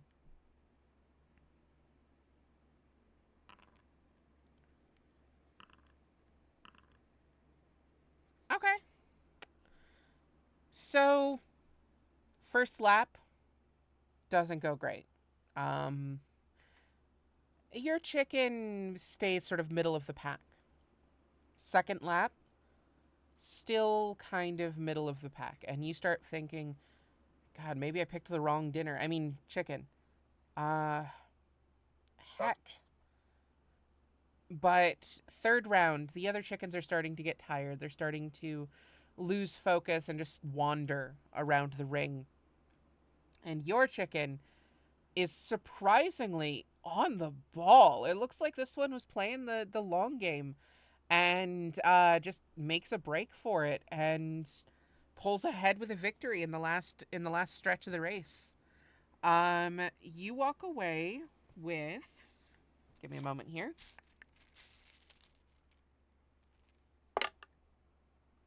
Holy heck! You walk away with 18 gold. Holy heck, yeah. Yeah. The Cricket dice. just starts hopping up and down and like The, doing like little like whistles and chirps and excitement. Yeah. the dice giveth and the dice taketh away. Okay. Um. All right. So you guys reconvene rather, after your respective afternoons. Um. At the Valley Inn. Are you intending to stay in the inn, or do you guys want to try to like camp outside of town or something, or If we what can is your afford it, play? let's stay at the inn. Yeah. Okay. Um, for just like a basic room that includes a breakfast in the morning, it is 1 gold each if you're getting separate rooms. Um,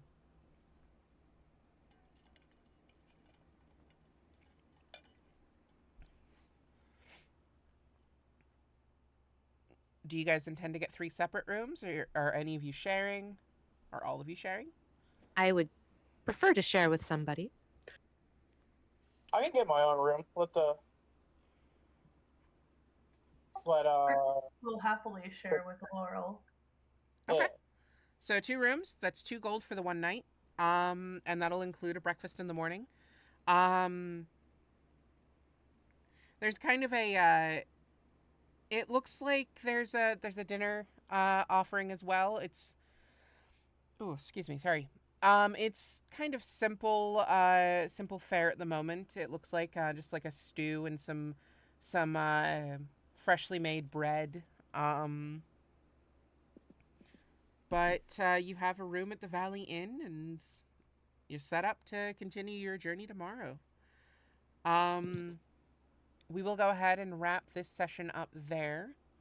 Um, thank you so much for joining us, and you as well, Vice. And Of we will course. see you.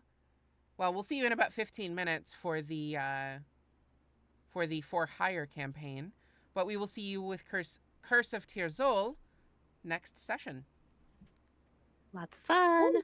Bye. See you soon. Bye.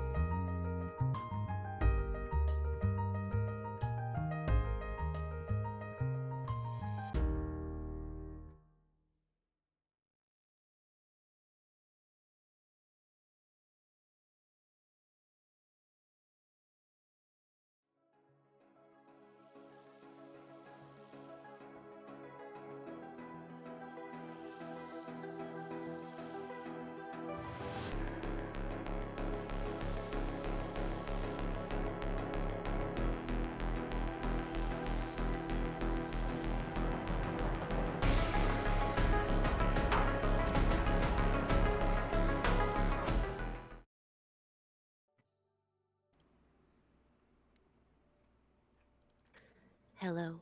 Hello, hello. Hello, and welcome back. Nice to see those of you who are here.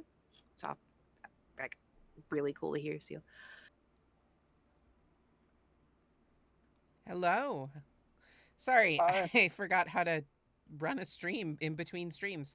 Um, hello. Welcome back to For Hire, the second half of the Iodrarune Fables. Which is Um, super, super fun. I don't hear music. I hear music, but it's really, really soft. Unless you mean on the stream. On the stream, I don't hear music. I never got around to figuring that out. Let me just turn it up, see if that makes a Lady. difference. Look, I Where? am regrettably still immortal. How dare you be mortal? That's just unforgivable. Look, I'm bummed out about it too, but the gods told me I can't do anything about it.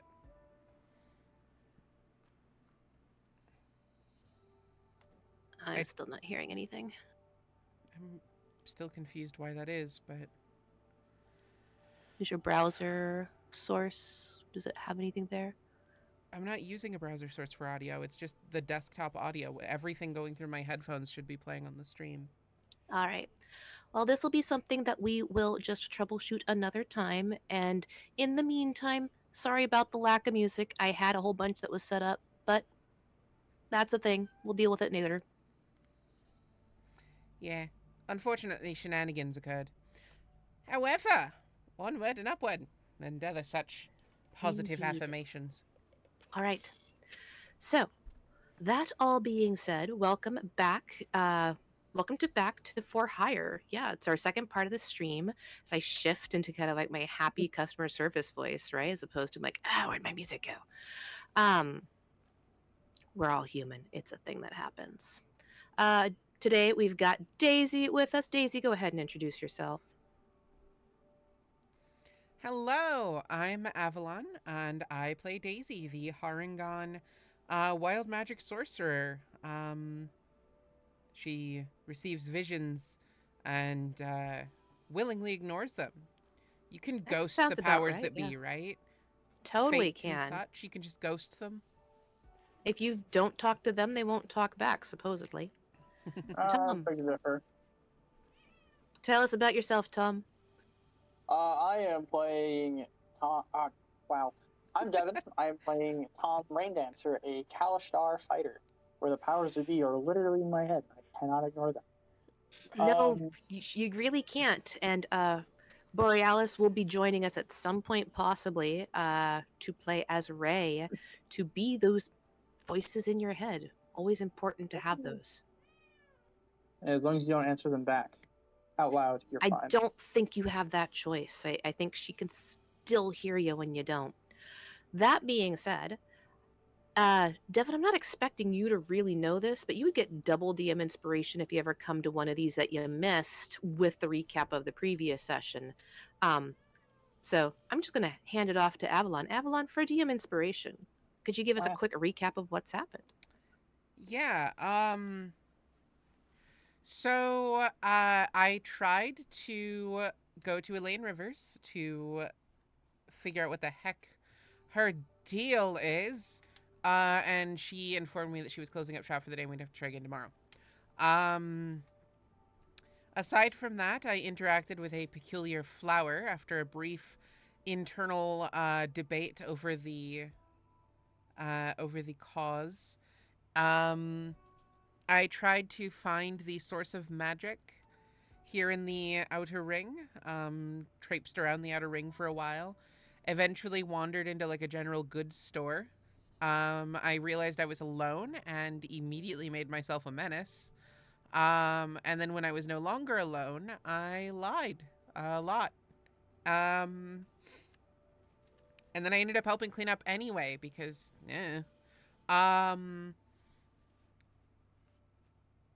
the I think your owner of conscience got the best of you.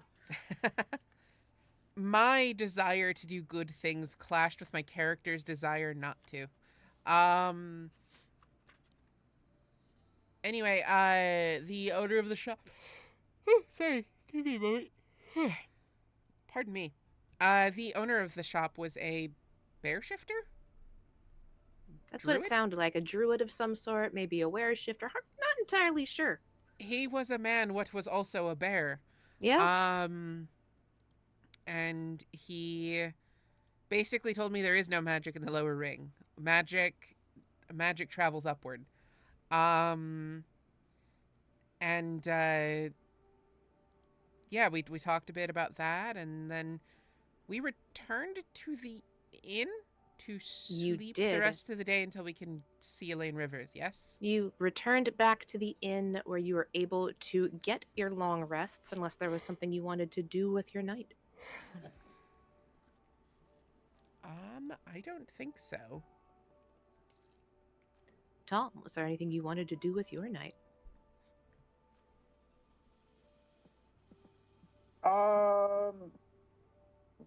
No, no.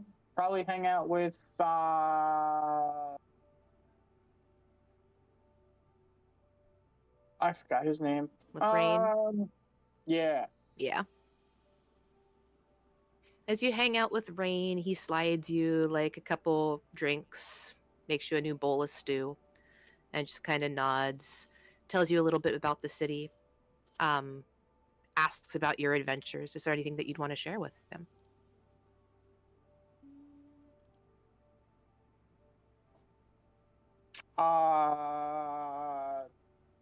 We'll give him tits and tats of information, just kind of like this is what it's like, outside Airedale.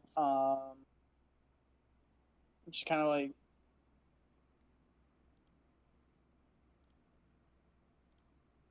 giving into the wanderlust as he tells like random stories about his travels. He listens with bated breath to every word that you have to say, mentioning to you a little bit here and there that he's always thought about like what he could do if he decided to go out into the world and just leave, you know, everything behind. I That mean, you go always go ahead. you always find out one day or another. The only thing holding you back is yourself. Which is a fantastic sentiment. He nods, starts cleaning up some of the dishes. By the time that you leave, uh, it's getting close to midnight.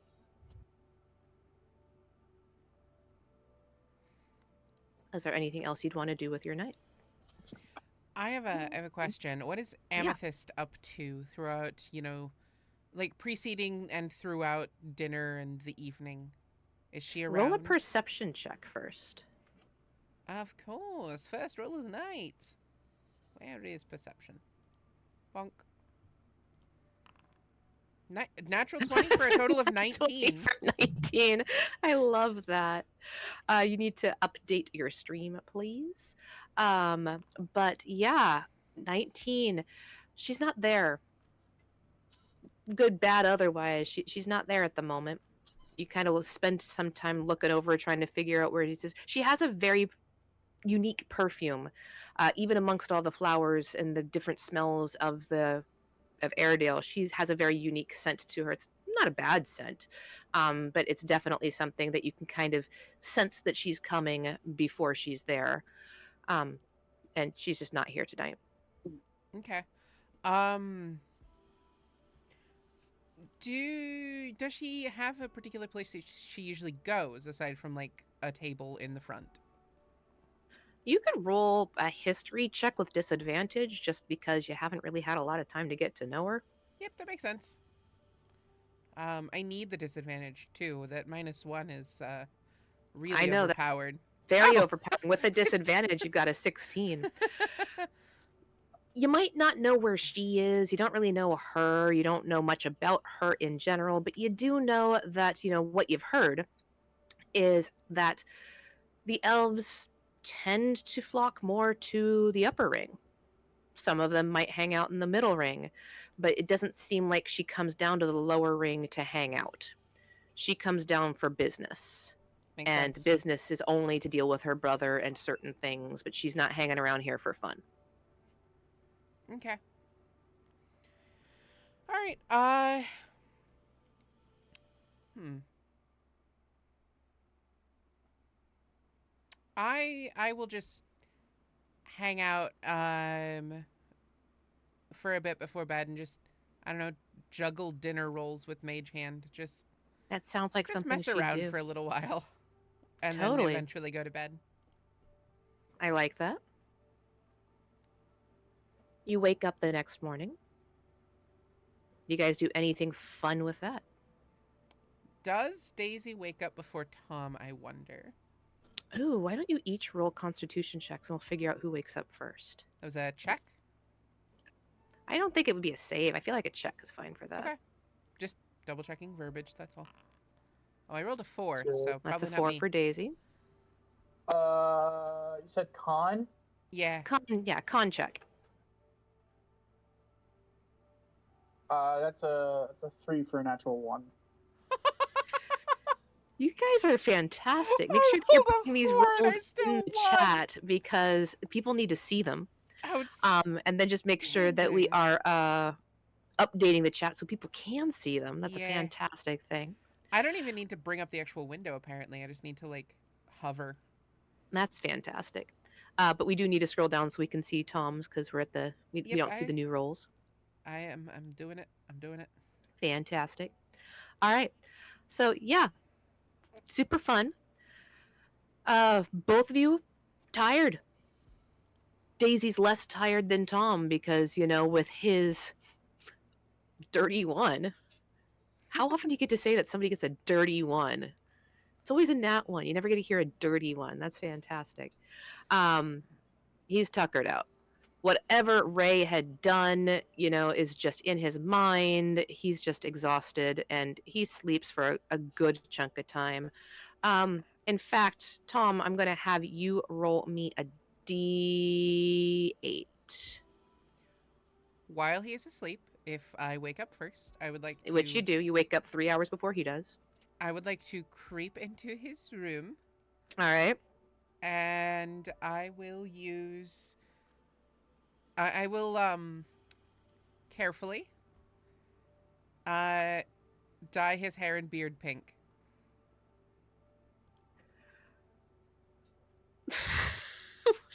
Using what?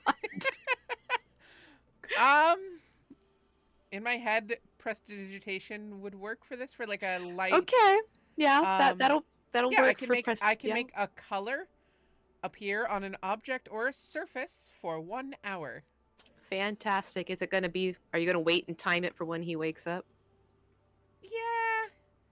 Are you just going to keep using it until he does wake up? How are you going to do that?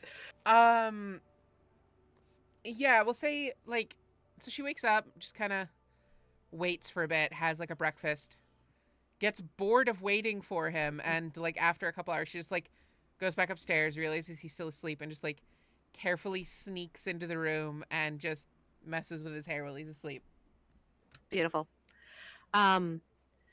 So Tom rolled a 1. Okay. It's not as bad as it could be. He does wake up 3 hours after Daisy. Daisy, you wake up around 7. He wakes up around 10. Okay.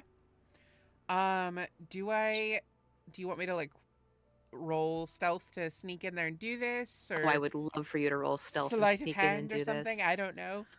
Let's definitely do the. Well, which would you prefer, stealth or sleight of hand? I'll give you that choice. Same mod, doesn't matter. Let's do stealth because you have to get into the room quietly, and then you'd have to speak the words quietly more than stuff. Oh, nice. What is your passive, Tom? Hold on. Hold on. Wait, hold on. We got a long rest. I'm gonna use my Tides of Chaos to roll again. All right. 14. 14. Slightly better. Slightly better. What's your passive, Tom? Passive is 15. 15. Oh, you still catch me You then. still can detect that she's there. You don't necessarily know that she's there, but you can kind of feel like somebody's in the room with you. You kind of have that sense from all the time that you've been exploring. You're very careful about where you go. You're very careful about who's around you, and you can feel when you're not alone. And so as the spell takes hold, and it does take hold, it absolutely does take hold, you hear the murmurings and you wake. And so you're not waking at 10 at this point, you're waking at 9. So almost a good thing that you guys are waking up here, but you're still kind of groggy that whole time. You see Daisy in your room. but you don't know why. You awake to her with her hands in your face and mumbling. Have you been into the cider again? What? No, she just awkwardly looks around and just scampers away.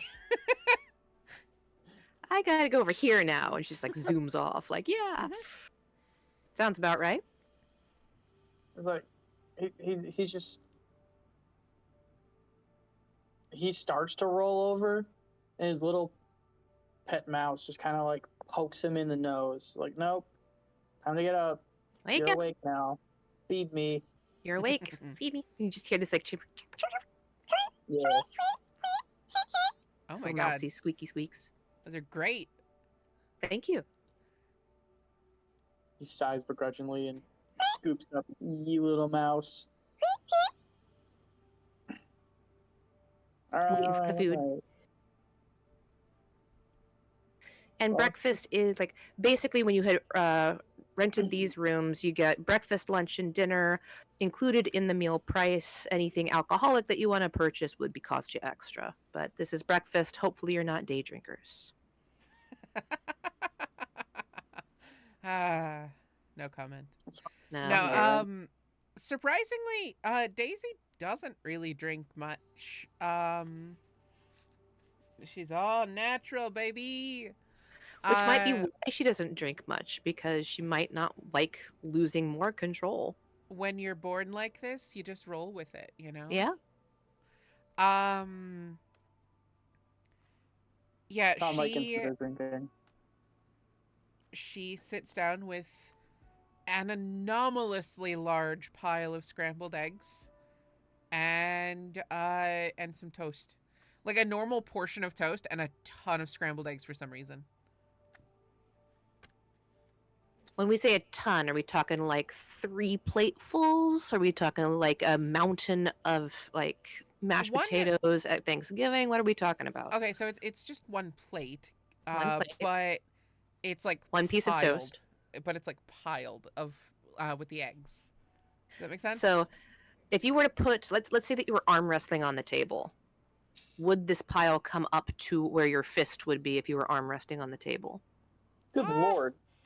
That seems unreasonable. I don't think it would go Okay, that so high. it's not that unreasonable. Okay. I mean, Not like the shambling mounds of spaghetti. it's more that we start veering into the realms of breaking the laws of physics.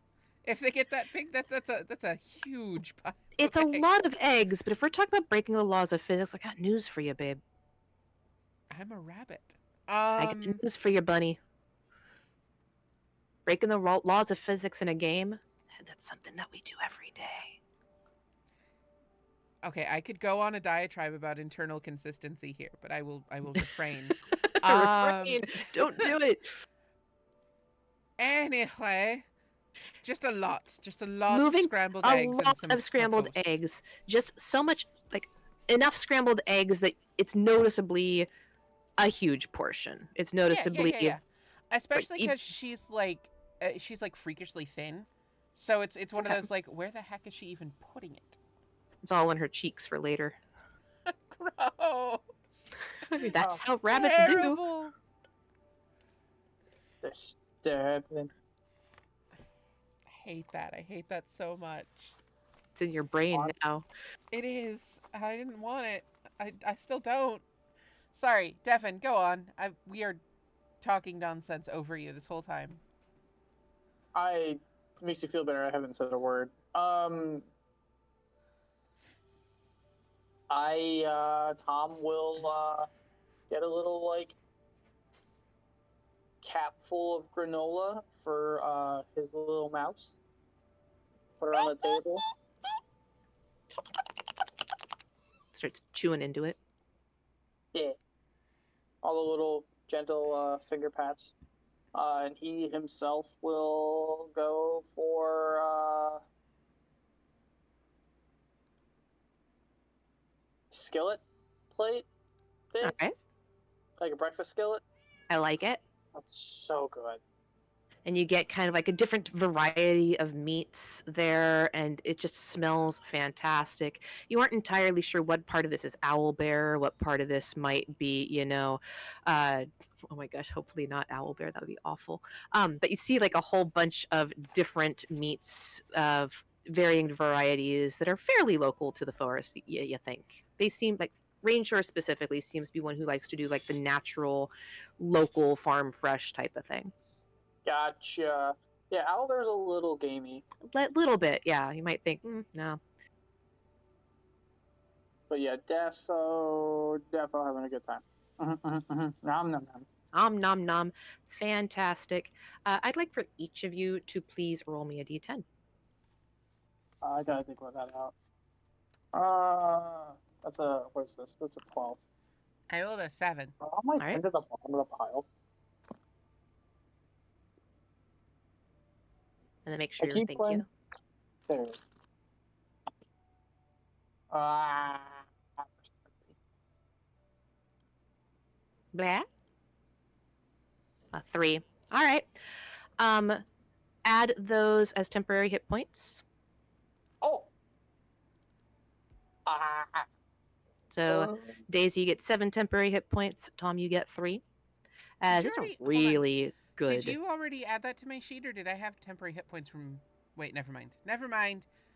7 is just my natural, like, max HP. I got So you confused. just doubled your HP. Fantastic. It's a really good breakfast. That good. It's that good. And you feel kind of revigorated. You feel energized. You're kind of ready to go take on the day. Yeah, let's go get in trouble. I mean, Okay. What do you guys want to do? Stuff. we We should have to talk to probably... Elaine, yeah? Yeah, we gotta go talk to Elaine. Elaine Rivers about a tournament. That's right, it's a tournament. Now, you guys had managed to find your way to the registration office before. She was just leaving as you arrived. As you make your way there now, roll me a d20, somebody. I got Do you want it? It's a 2. That's a 2. All right. It takes you about twice as long as you think it normally would from yesterday, but it's possibly because it's bright out now. It's kind of pretty. I'd imagine that somebody, I'm not entirely sure whether it is Daisy, it's probably Daisy, but I'm not going to say it's Daisy, but it's Daisy, gets distracted along the way very easily by a whole bunch of different things that pop in. So while it took about 15, 20 minutes to get there yesterday, it takes about 40 minutes to get there this morning. You arrive, and as you get there, you do make your way. You find it, and you see Elaine sitting at a desk. Let's see if this works. Fancy. Does that work on the stream? Yeah, you give it a sec to catch up, but yes. Fantastic. I like that, and it fits so well in that box. That makes me happy. All right, little things that make me back. We didn't plan it that way, but it works. I'm gonna use it that way. This is my thing now. I like it. All right. So, you see her sitting there, and she's starting to take registration, and she looks up and is just kind of like, "Oh, you're back. It is fantastic to see that you've made your way back. Would you like to join the tournament?" Oh, yes. We have... Sure. We need to prove ourselves, right? Oh, Earn our absolutely. place. If you want to get the best options for everything in the city, you definitely need to prove your worth, and this is a fantastic way to do that. Well then, how do we go about doing it? Well, there are a variety of different events that you could possibly join. Depending on what your basic skills are, what do you find that you are most talented with? Magic. Magic. That is exciting. And what about you? I am more slash. Fighters, then? Are you both interested in showing off your skills in combat? Can we do it together? You certainly could. I would love to. I'm game. Are you game? Sure. What more do we have to lose? I don't say Oh. that. Never say that. Luckily, we have the best medical care there is available in the city, and we do take care of our combatants. So, regardless of what you lose, you'll get it back at the end. And as she says these things, she just I'm gonna kind of s- writes down uh, information. She starts taking air information. Could I get your names, please? I'm gonna step aside for just a second to let the cat out. Meow. You can go ahead, Devin. Yep. My name is Tom Raindancer. Tom Rain Dancer. That's a very interesting name for a human. Yes. Yes. Leave. I don't see a lot of humans with I a name opened the like door. that around very often. It is quite interesting. Where did you come by a surname like that? It was my father's. I suppose that would make sense. You do have a patriarchal society as such. She'll write down your name, and you are talented with blades. He pats the scimitar and short sword on his hip. Fantastic. She writes down a little check there. You see that she's kind of like checking in a couple boxes. Would you prefer to do like a? I know that you're wanting to come in as a group, but would you prefer to do kind of a single match, or would you prefer to run the gauntlet? Could we I could we do a single match and then run the gauntlet at another time? It's definitely possible. I will say that the further that you get in the gauntlet, the more opportunities open for you, just in general in the city. But a single match is a perfectly fine way to start proving your worth. that might be the best bet for right now. Ah, you're Fantastic. so careful. Fine, we'll do the single match for now. A This single was match it this is. was idea. And you? She looks to the Harangan. Could I Well, I get mean, if your we're name? oh, sorry. Yeah, Daisy. Whoopsie Daisy. Daisy. Whoopsie, that is a fantastic, interesting name. Yourself, it's okay. And she just kind of writes it down. And you are skilled in magic, you say? Yep. That is fascinating. We hardly see any folk here coming in with magical skills. It's very hard and rare to find around here. Well, in the lower levels, anyhow. Hmm. Well, good thing we're just passing through. That would possibly make sense. You were able to actually acquire your magical skills elsewhere, and you're able to acquire the components that you need to cast them, or will you need to be borrowing some of ours? Oh, I don't need components. No, I just am magical. What can I say? I'm a gift.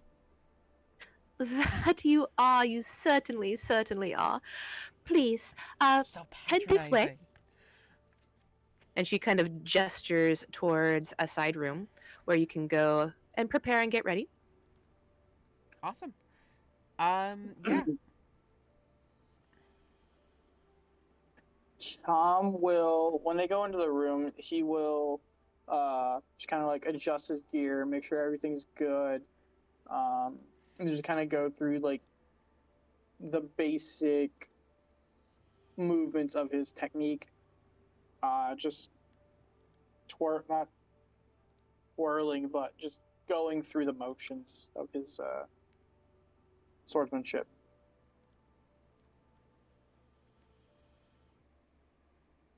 So just kind of practicing before you get going, like those little circular types of things that you see people doing, like just to like warm up.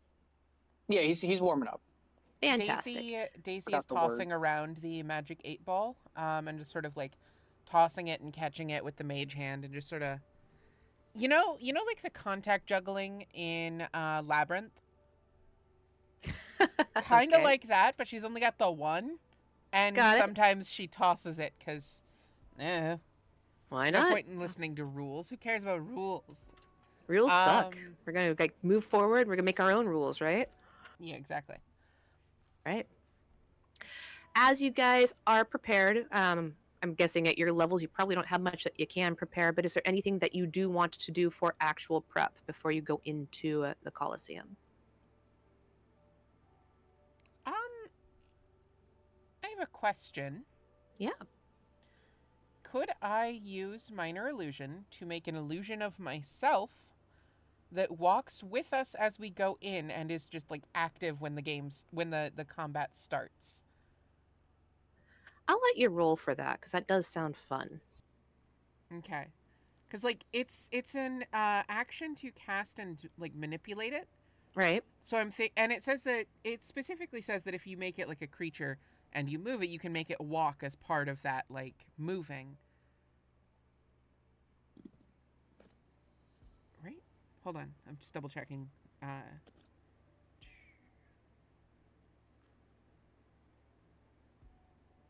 Oh, hold on. Oh, you know what? I'm thinking of silent image that specifically That's what I says was it can thinking you like. were kind of thinking of, but I Never was kind of like, mind. if you want to try to manipulate things, I'm gonna let you roll just a BS roll if you'd like to. Yeah, sure. I'll give it a go. It's a Um, straight D20 if you want to use the roll of creativity to try and figure out how to make something work that doesn't technically work that way. that was a 6, so probably not. Yeah, definitely not. But you know, it was a good try. Yeah, so she creates the illusion standing in her spot, and then she steps away from it and like tries to make it follow, and it just slides over motionlessly I like that. like a chess piece. Like it doesn't move at all. It just moves silently and stiffly to You her don't have any spot. animation to it whatsoever. It's just a Right. sprite that's moving across. Right. Love it. And she moves again, and it after a second it moves too, and she just glowers at it and then just waves her hand and it dissipates. Beautiful. Make sure we update that stream roll real quick. As you guys make your way out to the arena, you notice it's kind of bare.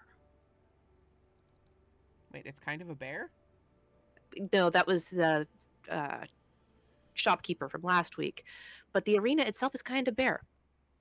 Not a lot of people hanging around, not a lot of people seeing anything there. It's just kind of empty.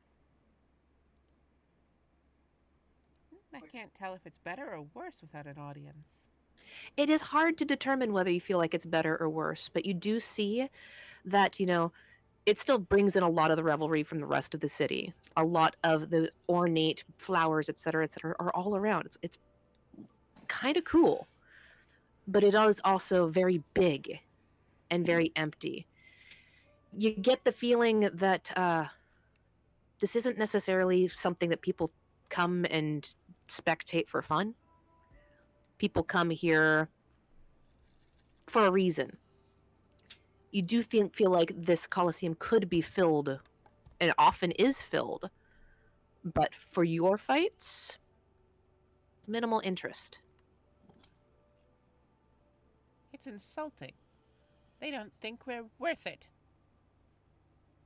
Well, do not let that worry you. As Elaine kind of pops up behind you and just kind of pats each of you on the back. You will earn your place. You will show them your worth.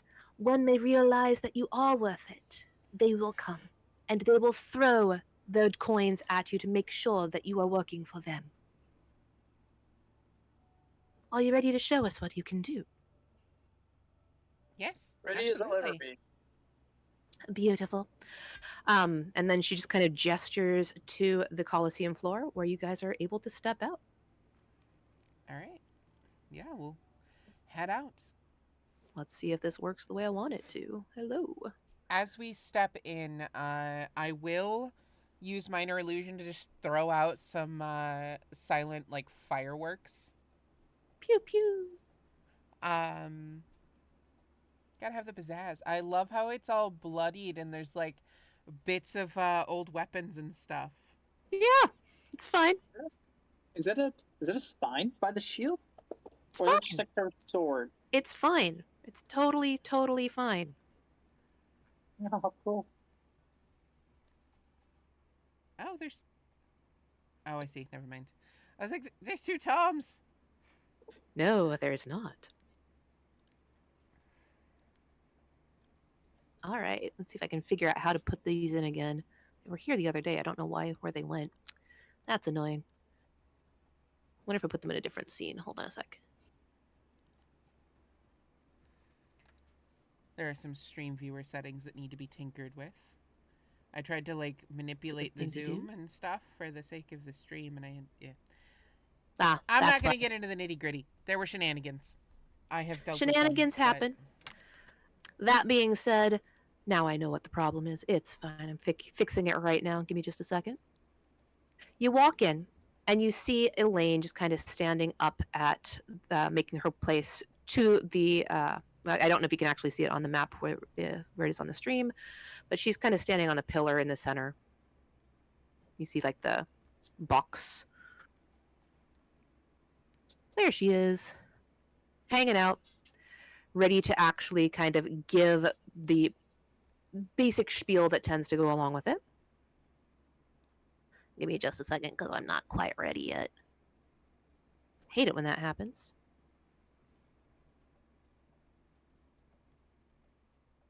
Okay. Almost. Hold up.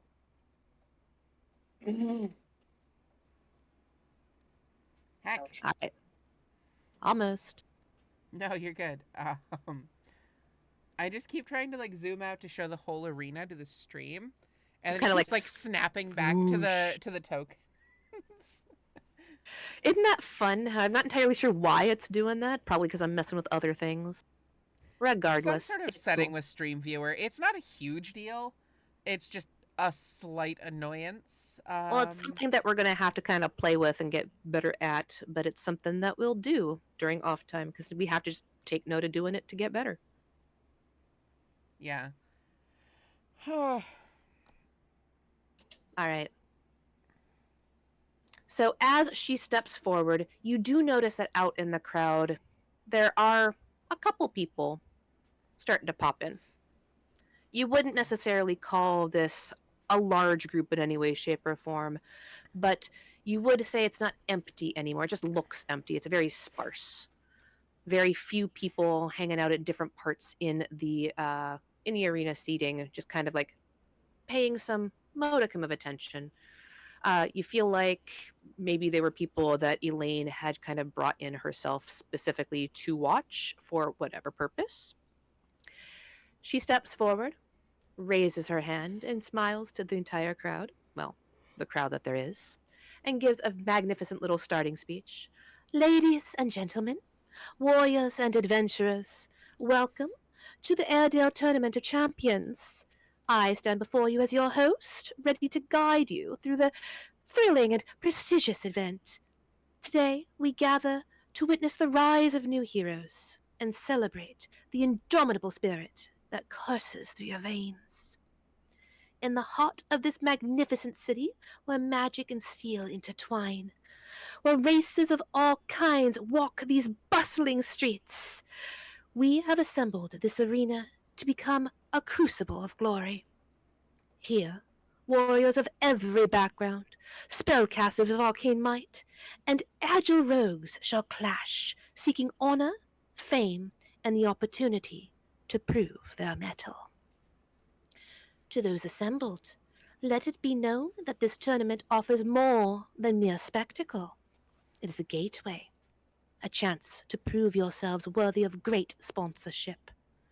The eyes of influential figures and powerful benefactors from across the realm are fixed on this very event, eager to identify those worthy of their patronage. So do not merely seek victory for its own sake, but embrace the opportunity to forge these alliances and secure a future laden with untold rewards. Champions, warriors, mages, and rogues, let your names echo through the halls of history. Embrace the thrill of battle, the camaraderie of your fellow competitors, and the intoxicating taste of victory. The Tournament of Champions awaits you, and destiny beckons. May fates favor the bold. May the glory of Airedale shine down upon those who wish to seize it. Let the tournament begin. May the odds be in our favor. And you kind of see in the background, the whistle of like whoo doo doo doo. And as she finishes her speech, which you feel could have definitely had a little bit more impact were it were more crowded arena, but you also feel like it was practiced enough that she's probably given this speech to a crowded arena. The middle of the floor drops, and in its stead, a pillar rises.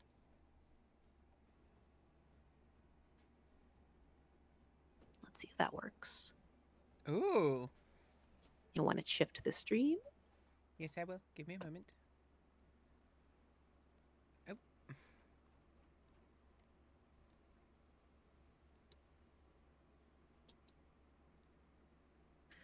As Daisy and Tom make their way out of one side, they can each roll perception checks if they so desire.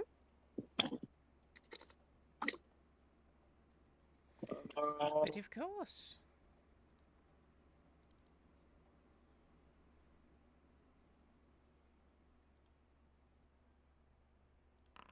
Zooming in, whoosh. That A was 12 from Daisy, a yes. 16 from Tom. Very nice. So what you see,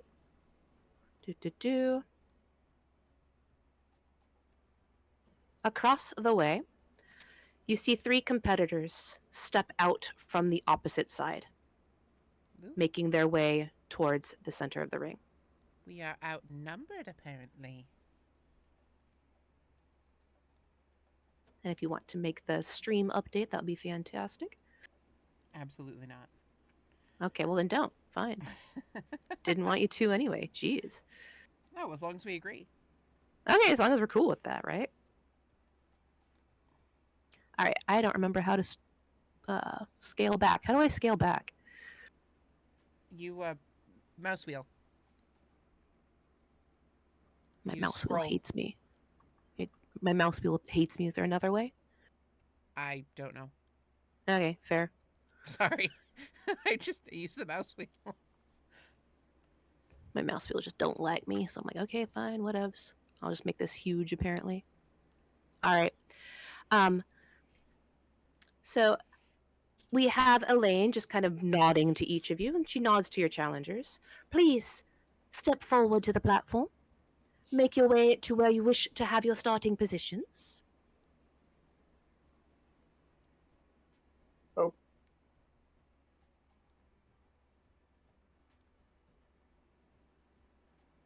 So are there any rules or anything that we need to know about before going into this?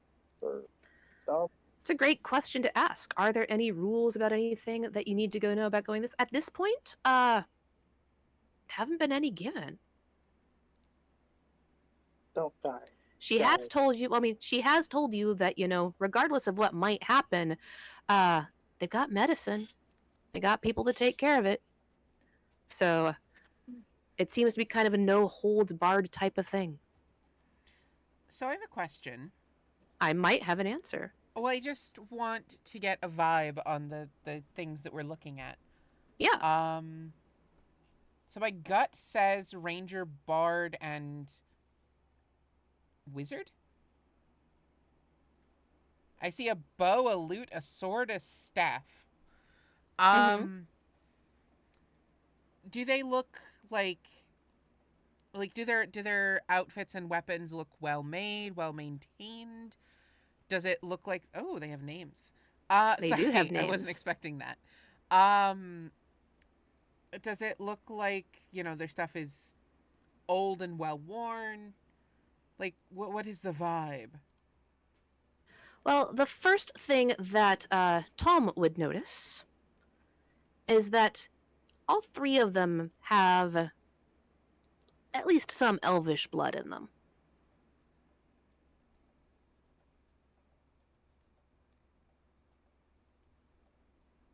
I'll point that out to Daisy. It's like I think they're half elves. You get the idea that at least 2 of the 3 are. It's hard to tell with the ranger. Does that change anything for us? No. Okay. At least we know. any of you would like to roll just a quick insight or I I would.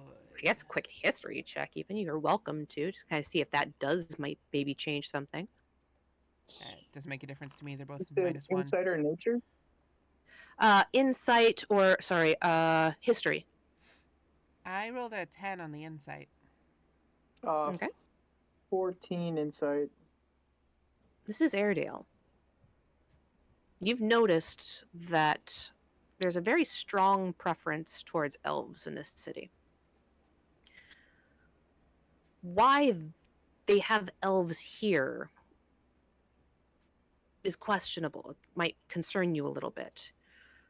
You aren't entirely sure why. Why would the elves lower themselves to the lower ring to fight? What is their purpose? You're not entirely sure, but you do find yourselves asking that question. Okay. Oh, so they're full-blooded elves? You can tell that 2 are half elves and 1 is a full-blooded elf. All right. I'm just gonna yell out before things start in earnest.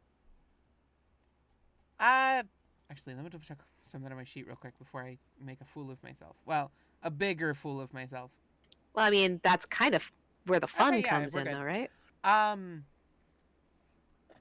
5 gold to whoever fights on our side. Hollering out. 5 gold. Switch teams, 5 gold.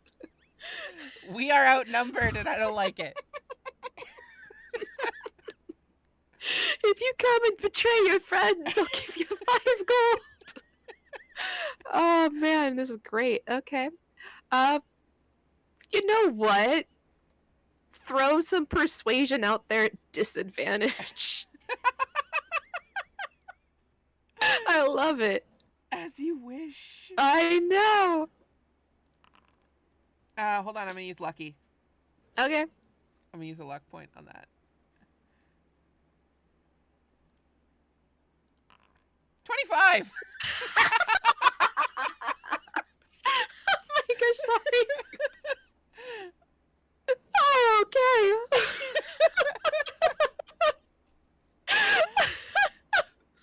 Hold on. I don't think they can beat that. No, they can't. Okay. All right, okay. So as you are just kind of like throwing out 5 gold, they each kind of look to each other. And they all start kind of heading towards you, hand outstretched. Do you have 15 gold that you can pay each of them, or are you going to have to choose who joins your side?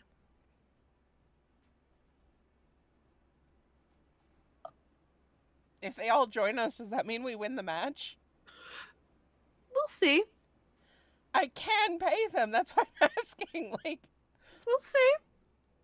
okay, sure, I'll pay them all 5 gold. They all get 5 gold, so it's a 15-minute or 15 gold investment. They all make their way here towards you.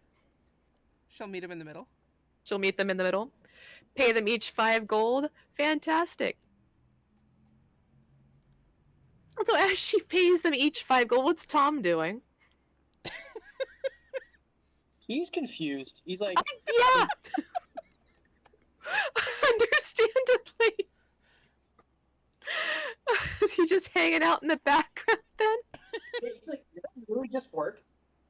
He's just hanging out, chilling. Like, hey, I'm not entirely sure what's going on here, but why not? And you see up in. Oh, go ahead, Tom. He's just all sorts of lost. Like, what? Like, I don't understand what's going on. You see up in the balcony, Elaine just kind of like holding her hand over her mouth, trying to stifle a giggle herself in regards to that's one way to do it, I guess. A win is a win. Well, but the thing is that it's not a win. You just happened to have them join your side. Okay, so there's 5 of us now. I like those odds. Definitely helps. I will say that. Let's see if I can get this to work the way I'm hoping it does. Oh God, my diaphragm hurts. So I need each of you to now roll initiative. But of course. There you go. Oh wow, that is a lot higher than I was expecting it would be. Where's initiative? What did you roll? I'm dying. 27. 27. Dang. There it is. Let's see if I can add that in here if I have to roll for you separately. Okay, I rolled a 7, so balance. Initiative value is a 27. Yeah. Nice. I don't know if you. Tom. I got it. Okay. All right. So, as you roll into this, you see Daisy popping over and paying off friends. So now you have friends on your side, which is probably a good thing because as she finishes paying them off, the statue up here shifts, starting to kind of come to life. And you see an enemy for the rest of you to tackle. Tom, you're up first. He'll call out. He's probably the first one to immediately notice it. To the side, and he will pull out his longbow. I think he feels safe with that, and he'll just launch an arrow at it right quick. All right. Do it. Go ahead and make your attack. I believe in you. Plus 6. Okay. Hi. Does a 12 hit? Let me find out. I believe in you slightly less if it doesn't. Does a 12 hit? It does not. Definitely enough to catch attention, then. It does catch his attention, and you hear this kind of like rattling as you hear this like creaking, and they kind of like look in your direction. Which movement do I got? I've got 30 feet of movement. Each square is 5 feet, yeah? Each square is 5 feet, yes. Okay. And then the kitty is difficult terrain? You could climb the kitties if you wanted to. You'd call the kitty is about 5 feet up. I wouldn't call them necessarily difficult terrain, but I would say that they are climbable if you wanted to climb them. Okay. I'll go 5, 10, 15, 20, 25. I'll push right here. All right, go ahead and drag on over. Whap. Make your way over there. Anything else you want to do? I don't have any bonus actions. We are level 1. Nope. All right. Is that your turn? Yes. All right. I think I probably should have hit a button. That was the button I should have hit. That's okay. That worked. Next, we've got our friend.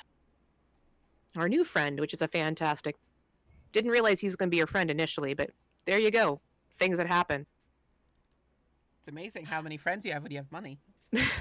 That is kind of the goal of this city, too. It's like if you got the money, you got the friends. And you notice that this one just kind of like turns and looks towards the statue as Tom calls out, and also calls out, "Oi! They're up! Look at it! The statue's coming alive!" And just kind of takes a step back. Moving over here. Can I turn you around? Because that would be a cool thing if I could do that. I feel like I should be able to. I just don't know how. I'm not going to worry about it right now. I want to, though. I really want to worry about it. Anyhow, he steps back.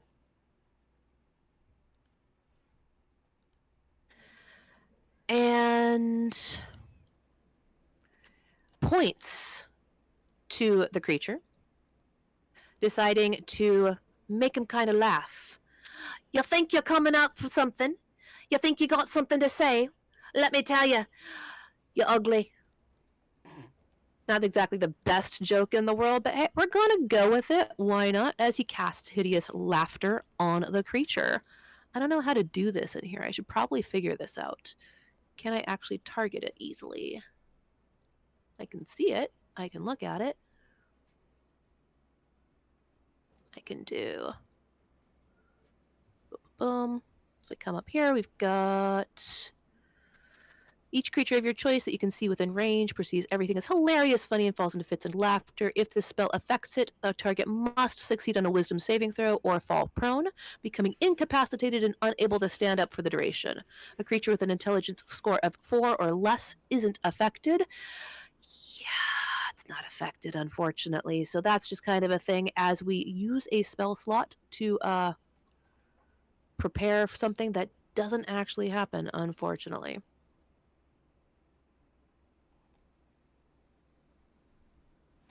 And you see that this creature just kind of turns its head, looking at Barrow, and just.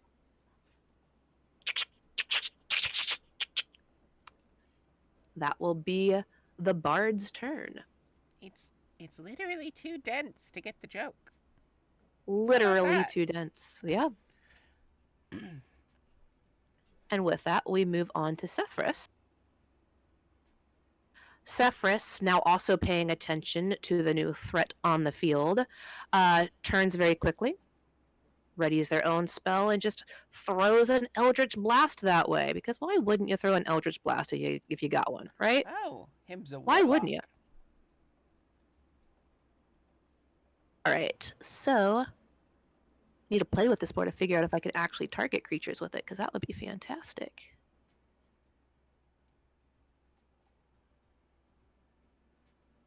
Can I roll? It rolled! Fantastic. All right, so I'm going to do the attack.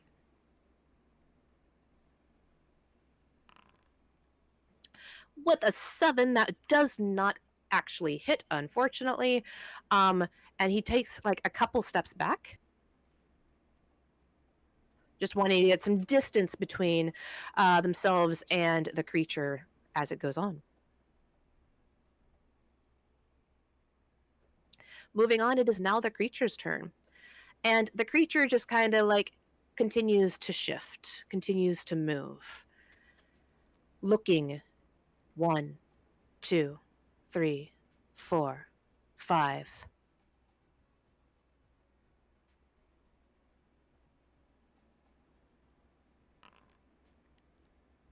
Deciding to take aim at the closest creature to him, Quailith, moves forward.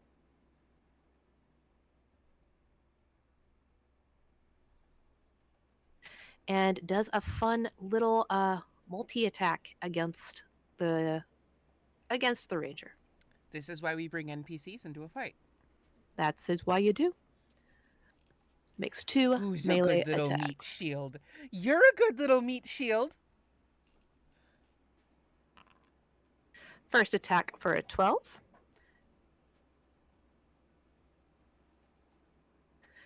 And that will not hit. It misses as the ranger's just a little bit too slippery and just kind of like matrix dodges out of the way. But he's got another attack. The 19 does hit. And does 6 damage. And you see that just Hold with on. that first. Yep, go ahead. On that second attack, when it looks like it's about to hit, Daisy just like pulls up her left arm and like chomps down on it, and there for a split second as she's doing that, you see this like silvery glint off her teeth. It's just like silver energy. And as she bites down, you see sort of an illusory silver pair of teeth bite down on the creature's arm as it goes for the slam, like for the attack. I am casting Silvery Barbs to force it to re-roll that 19 and take the lower roll. That's an 8. So you see, go ahead. Sorry, I was just gonna say as she distracts it, a little silver crown, basically, swirls around her head. As the extra effect of silvery barbs, she has advantage. That's all. Sorry, just wanted to Always finish the fun. description. Yep. Yeah. That is the creature's turn. And we move on to the target. Quillith. It was just kind of like, holy crap. This thing just nearly swiped me.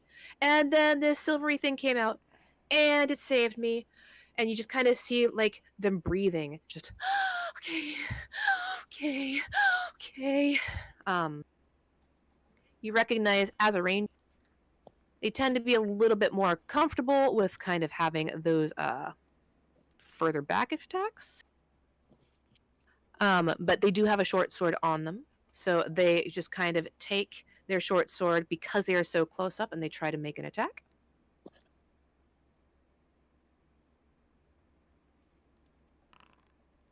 The 10 again does not hit as it just kind of clanks against it and you hear this kind of like scraping almost across metal. And you just does not make any purchase there.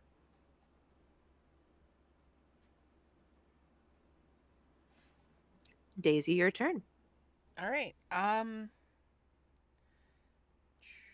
10, 15, 20, 25. I'm gonna go right here. So that I can dodge behind the statue for cover if I need to. And then Daisy shakes the magic 8-ball and a swirl of multicolored energy surrounds it, and then she just hucks it like a baseball. I'm casting a Chaos Bolt, which is a spell I have never used. This might take a moment. The cool thing is that if you open up your character sheet, there's little dice right next to the spell, and it will cast and put it in the chat for you. I just learned that. All right, so attacking at advantage, 24 to hit. That will hit. And then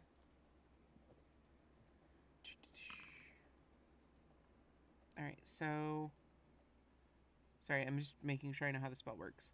Yep. 2d8 plus 1d6 damage. Choose one of the d8s. The number rolled on the dice. Or just hit the damage button. Well, I already hit the damage button. Okay, I just want to. perfect. I need to pick one of the d8s to determine the damage type. Got and it. That's what I'm trying to do at the moment. Lightning.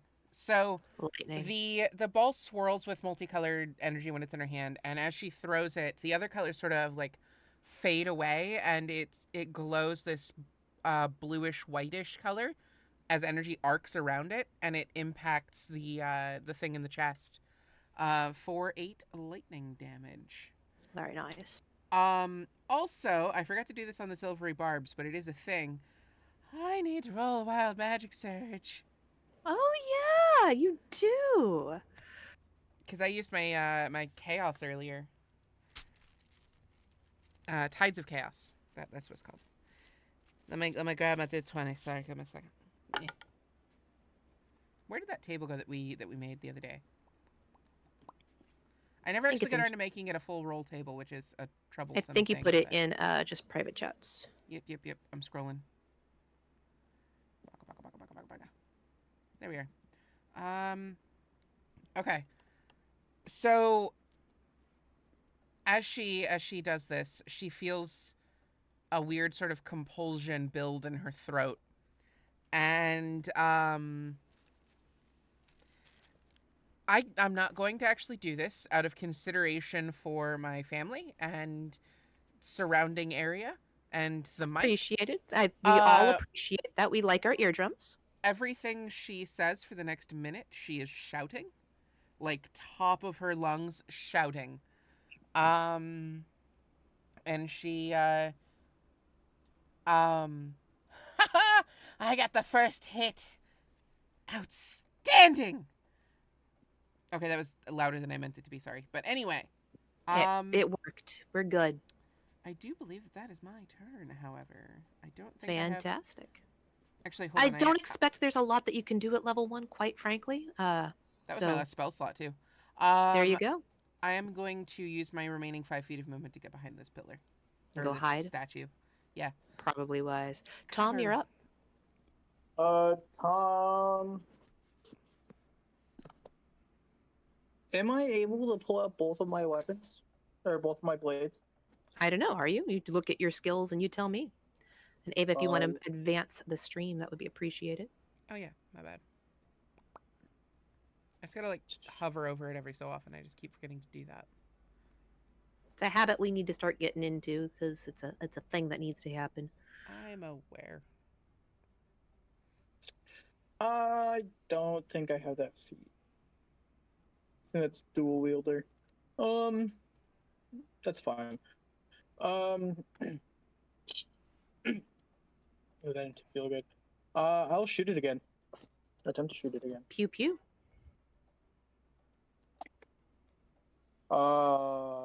Does 13 hit? It does not. And I am down to 18 arrows. That's all I got. Oh god, I'm gonna. counting arrows. I forgot that was a thing. Right? Oh. So that's your turn? That's what you got? Yeah. Let me reduce my arrows here. I'm gonna pull out my short sword and be ready to start getting into melee because I think that's where I'm more beneficial at. Cool. I like that. That's it. All right. We are back to our Barty friend. Our Barty friend recognizing that, all right, apparently that didn't really work well for me. I'm not entirely sure what else I'm able to do here. That's kind of my one trick pony. He is going to grab his dagger and just kind of run up and try to get into melee himself.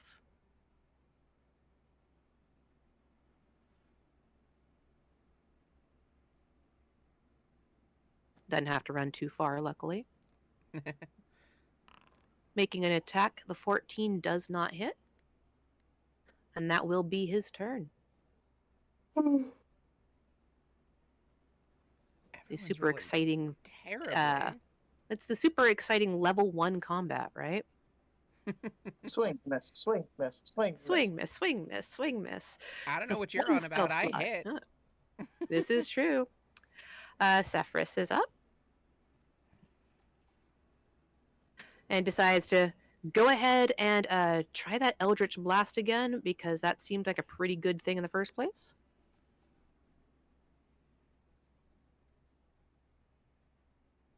She will move over here to get a clean shot.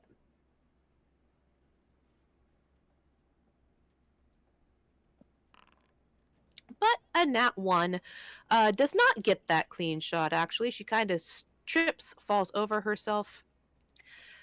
I'm not going to do this at this point because I think it would be cruel at level 1, but usually a nat 1 is going to come with some disastrous consequences. I'm not going to do that yet. We'll move on. We'll be a little bit higher level before we do that. Unlock that as we were. That is basically what they can do on their turn. So it's back to the creature. The creature has 2 creatures in combat with it right now in melee. We're going to take a D2 to see which one they want to hit.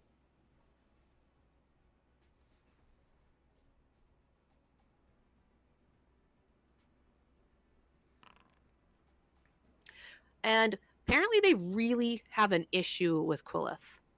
Might be because Quillith is the elf. Out of the half-elves, something about the elf is the bigger target here for this creature. We don't ask why. It just is. They multi-attack. Ba-dunk. That first one does hit, Ain't got no more spell slots. Sorry. doing 7 damage, and you kind of see Quillith just kind of get the entire stuffing knocked out of her.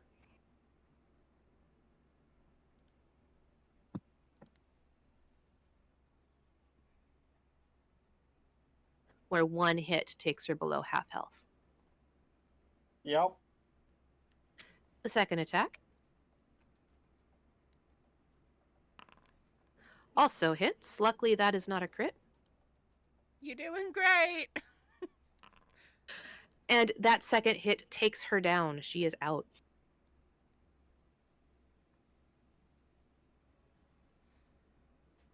Daisy winces as she goes down. And down she goes. A shortcut for doing that because that'd be a cool thing. Things I want to see.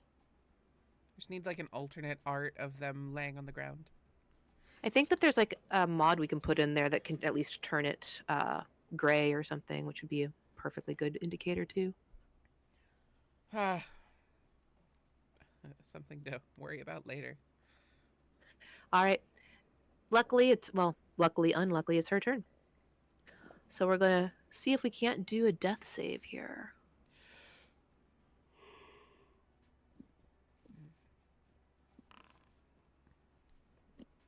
One save. Good for her. Daisy, you're up. All right. So, how high is the platform that we're on? The platform itself, you walked up probably like each step's about a foot up, so you're probably about 2 feet up. Okay. My question is, since I am currently not in line of sight with the thing that we're fighting. Yep. Could I attempt to hide and then scurry? I'm moving my token just for the sake of just for illustrative purposes. Move this way. Oop. Hold on. Make sure you move the stream too, so we can see what's going on. Yeah. Move this way, sort of along the outside of the platform, to get like on the other side of the creature behind it. You can certainly attempt. Okay. Coincides with at least one wall. Bugger off. Give me a moment. Ah! Sorry. I'm having issues with the interface. Give me a moment. Okay. I was trying to put me back. Alright, so I will use my action to hide. Alright. I am regrettably not a rogue. I get my Tides of Chaos back when there's a burst. I would like to use it again. Use it again. 18. That's better. 18. That you feel. That's pretty good. You feel. All right. So I can't go diagonal around the statue. That's fine. 5, 10, 15, 20, 25, 30. All right. I will go here behind this statue. All right. And make sure you update the stream. No one's seeing that. Yep. I'm moving it. There are shenanigans that are interfering. That there are. All right, and that is my turn. That's all I can do. That's something. Tom, it's back to you. Yeah.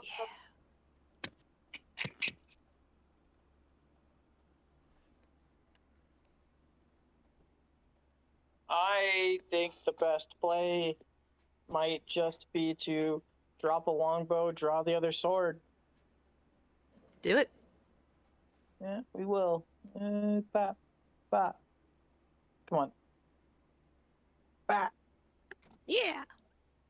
Then we do the Slish Slash. Slish Slash. And Daisy, could you keep updating the stream, please? Yes, yes. Okay, cool. So we do have that. We're gonna swap out dice because this one doesn't like me for this combat. First swing with the scimitar. All right. Thank the gods. Yes, natural 20. Heck yeah. Roll it. Okay, and that's double dice. I like doing max plus a roll, but if you want to do double dice, that's fine. I love the max meaty roll, crits. fine. Nothing worse on a crit than getting 2 1s. Right. And you're using a short sword for this? Scimitar. Is that a D8? Scimitar for the swing. So that is... I can't count. 6 plus 9, 15 damage. Nice. 16 damage. Woof. 15. 15? 15. Yeah, 9 plus 6. Still a much woof. As you just kind of rush forward, you take like whatever fury you have. Maybe it's the fear of seeing the elf go down so easily. Maybe it's just knowing that you're stuck in this ring until one of you guys go down. Not entirely sure. But you pull from within you and you just take a big swipe across this dude. Nicely Yeah. done. And then we're going in with the bonus action short sword attack. Do it. Nice. We love a dual wielder in this house. I'm assuming 14 doesn't hit. A 14 does not hit. Yep. He And tries then to go it's the in short with sword for another strike, and to no avail. He's like, I messed up. Let's go. You just spent so much energy on that first one that you didn't have it left in you to do that second follow-up. Yeah. Anything else you can do? No, that's my bonus action movement. Beautiful. Barrow is up. They are going to hopefully be inspired by what you did because they can't inspire anybody right now. Oh, jeez. And take their dagger.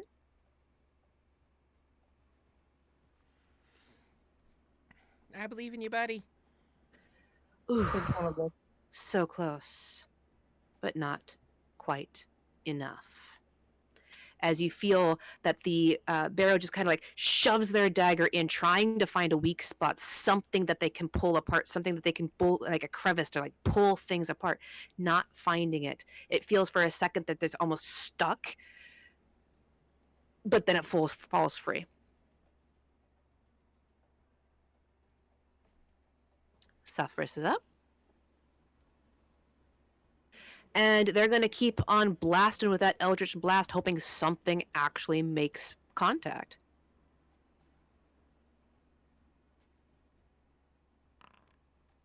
And is not. It is the creature's turn. Once again, 2 viable targets that it knows of right in front of it, Barrow and Tom. Let's see who he wants to go for. It's nice to know the robot isn't sadistic. This time it's wanting to go for Barrow. Apparently it's just now caught on to the joke. It wasn't even sure that it was a joke, but it just now caught on to it, and it's kind of pissed. Blah.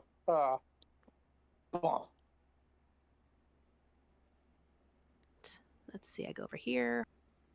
'Tis time for a very spirited bonk. Multi-attack. You, sir, are due for a bonking. First one misses, as the bard is easily able to dodge it.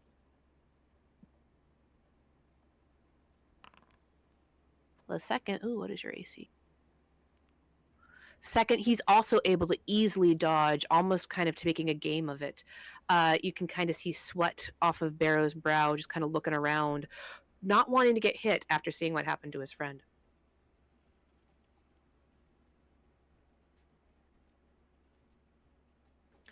Quillith has another death save to make.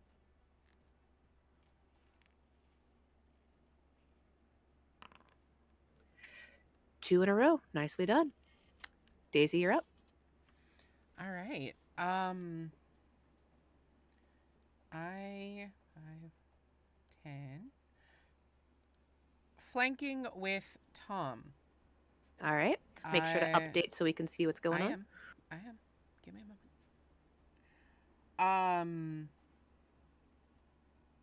What is your flanking rules? I've seen some DMs do a +2 to hit. Sometimes it's advantage. What do you have them? I typically do advantage because I'm lazy. But if you would prefer the +2 to hit, we can do the +2 to hit instead. I like shiny things, but I also I have feelings about such things. So what I will say is that my rules when it comes to any game are that whatever you do the first time is what we use. So if you decide to do a +2 to your strike, that's fine. If you decide to do advantage, that's fine also. But whatever we do, that is what we use here on out. Anything you can do, the enemies can do. Naturally. I'll go ahead and I'm fond of +2 because it means that features like tactics get to still matter. All right. If anyone can flank and get the advantage, then pack tactics is a non feature, and that's just not cool. Fair enough. So +2 to your hit. Yes. Go for it. Also, I'm gonna use Shocking Grasp. This thing is made of metal, yes? It seems to be made of metal, yes. Okay, so I get advantage anyway. Um, Advantage on the attack roll if the target is wearing armor made of metal. Go for it. Cool. Advantage. Does a 25 total hit? Yeah, barely, but Okay. yeah, it hits. Um, These level 1s, man, gotta keep it. that's 3 additional lightning damage. Okay. And then I'm going to 5, 10, 15. Oh no! My computer turned off. What? Your computer turned off? My screen went dark for a second. Sorry. Oh, I hate it when that happens. Oh, that scared me. I thought everything was gonna die. Sorry. 5, 10. Oop. Well, it's 20 total. And make sure to update the stream 25. because no one can see anything that's going on. Yeah, I will.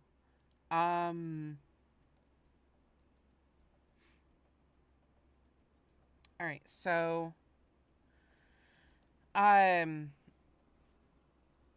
she rubs her hands together until static electricity builds up on her fur, and you see her fur sort of standing up on her hands and little bits of arcing, and then she just like thrusts both hands toward the metal man while he's focused on the bard, and you see the electricity like course through the form, and then she just hops away. And that is my turn. Cool. It's a good turn. Tom, you're up.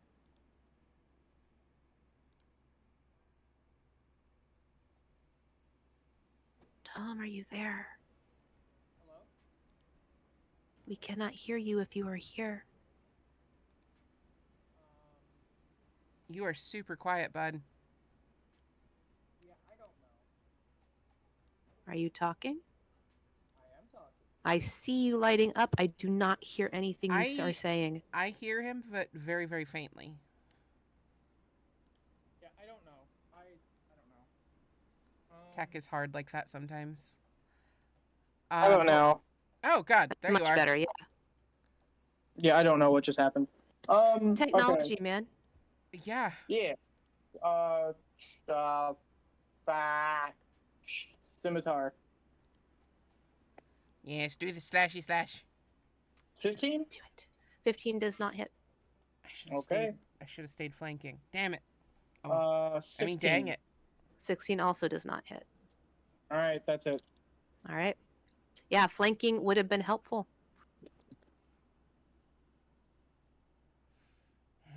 We're going to move back to your newfound friends. As Barrow is going to try one more time with that dagger.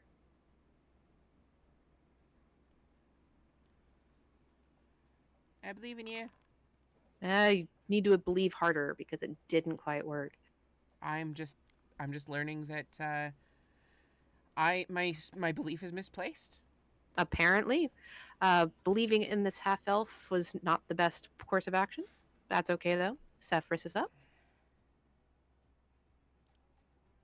And kind of annoyed that none of these Eldritch Blasts are making any sort of hit whatsoever, they're going to shift to a Chill Touch. I thought he was going to use a spell slot. That would require using a spell slot.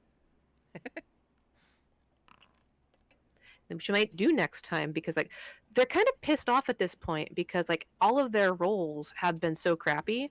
They're afraid to use their spell slot at this point. Like if I use it, I'm just going to waste it. That's their turn. The excitement of level 1 drama. Indeed. As we've got the creature one more time. And we've got Barrow. We've got Tom still sitting where they are.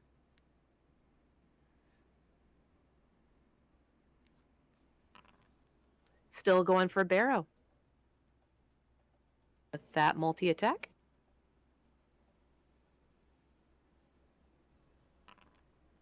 .23 will hit for the first time. For 5 damage. Barrow don't look good. 1 hit and down to half health. And a second hit to come. 14. Meets it, beats it. Pizza, pizza. And the bard is just barely standing. Oh. Cue, I'm still standing by, Right? hell. Bad with names. Never mind. It doesn't matter. Quillith is going to take their death save, and we're all going to hold our breath and hope for the best. Nice. They are stable. Daisy, you're up. All right. I gotta go back to my tab. All right. I need to get back in because the only cantrip I have is Shocking Grasp. 5, 10, 15. Whoop.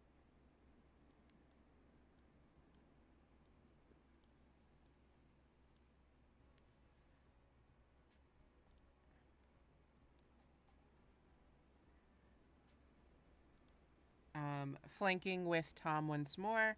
Yep. I will Shocking Grasp again. Go for it. Uh,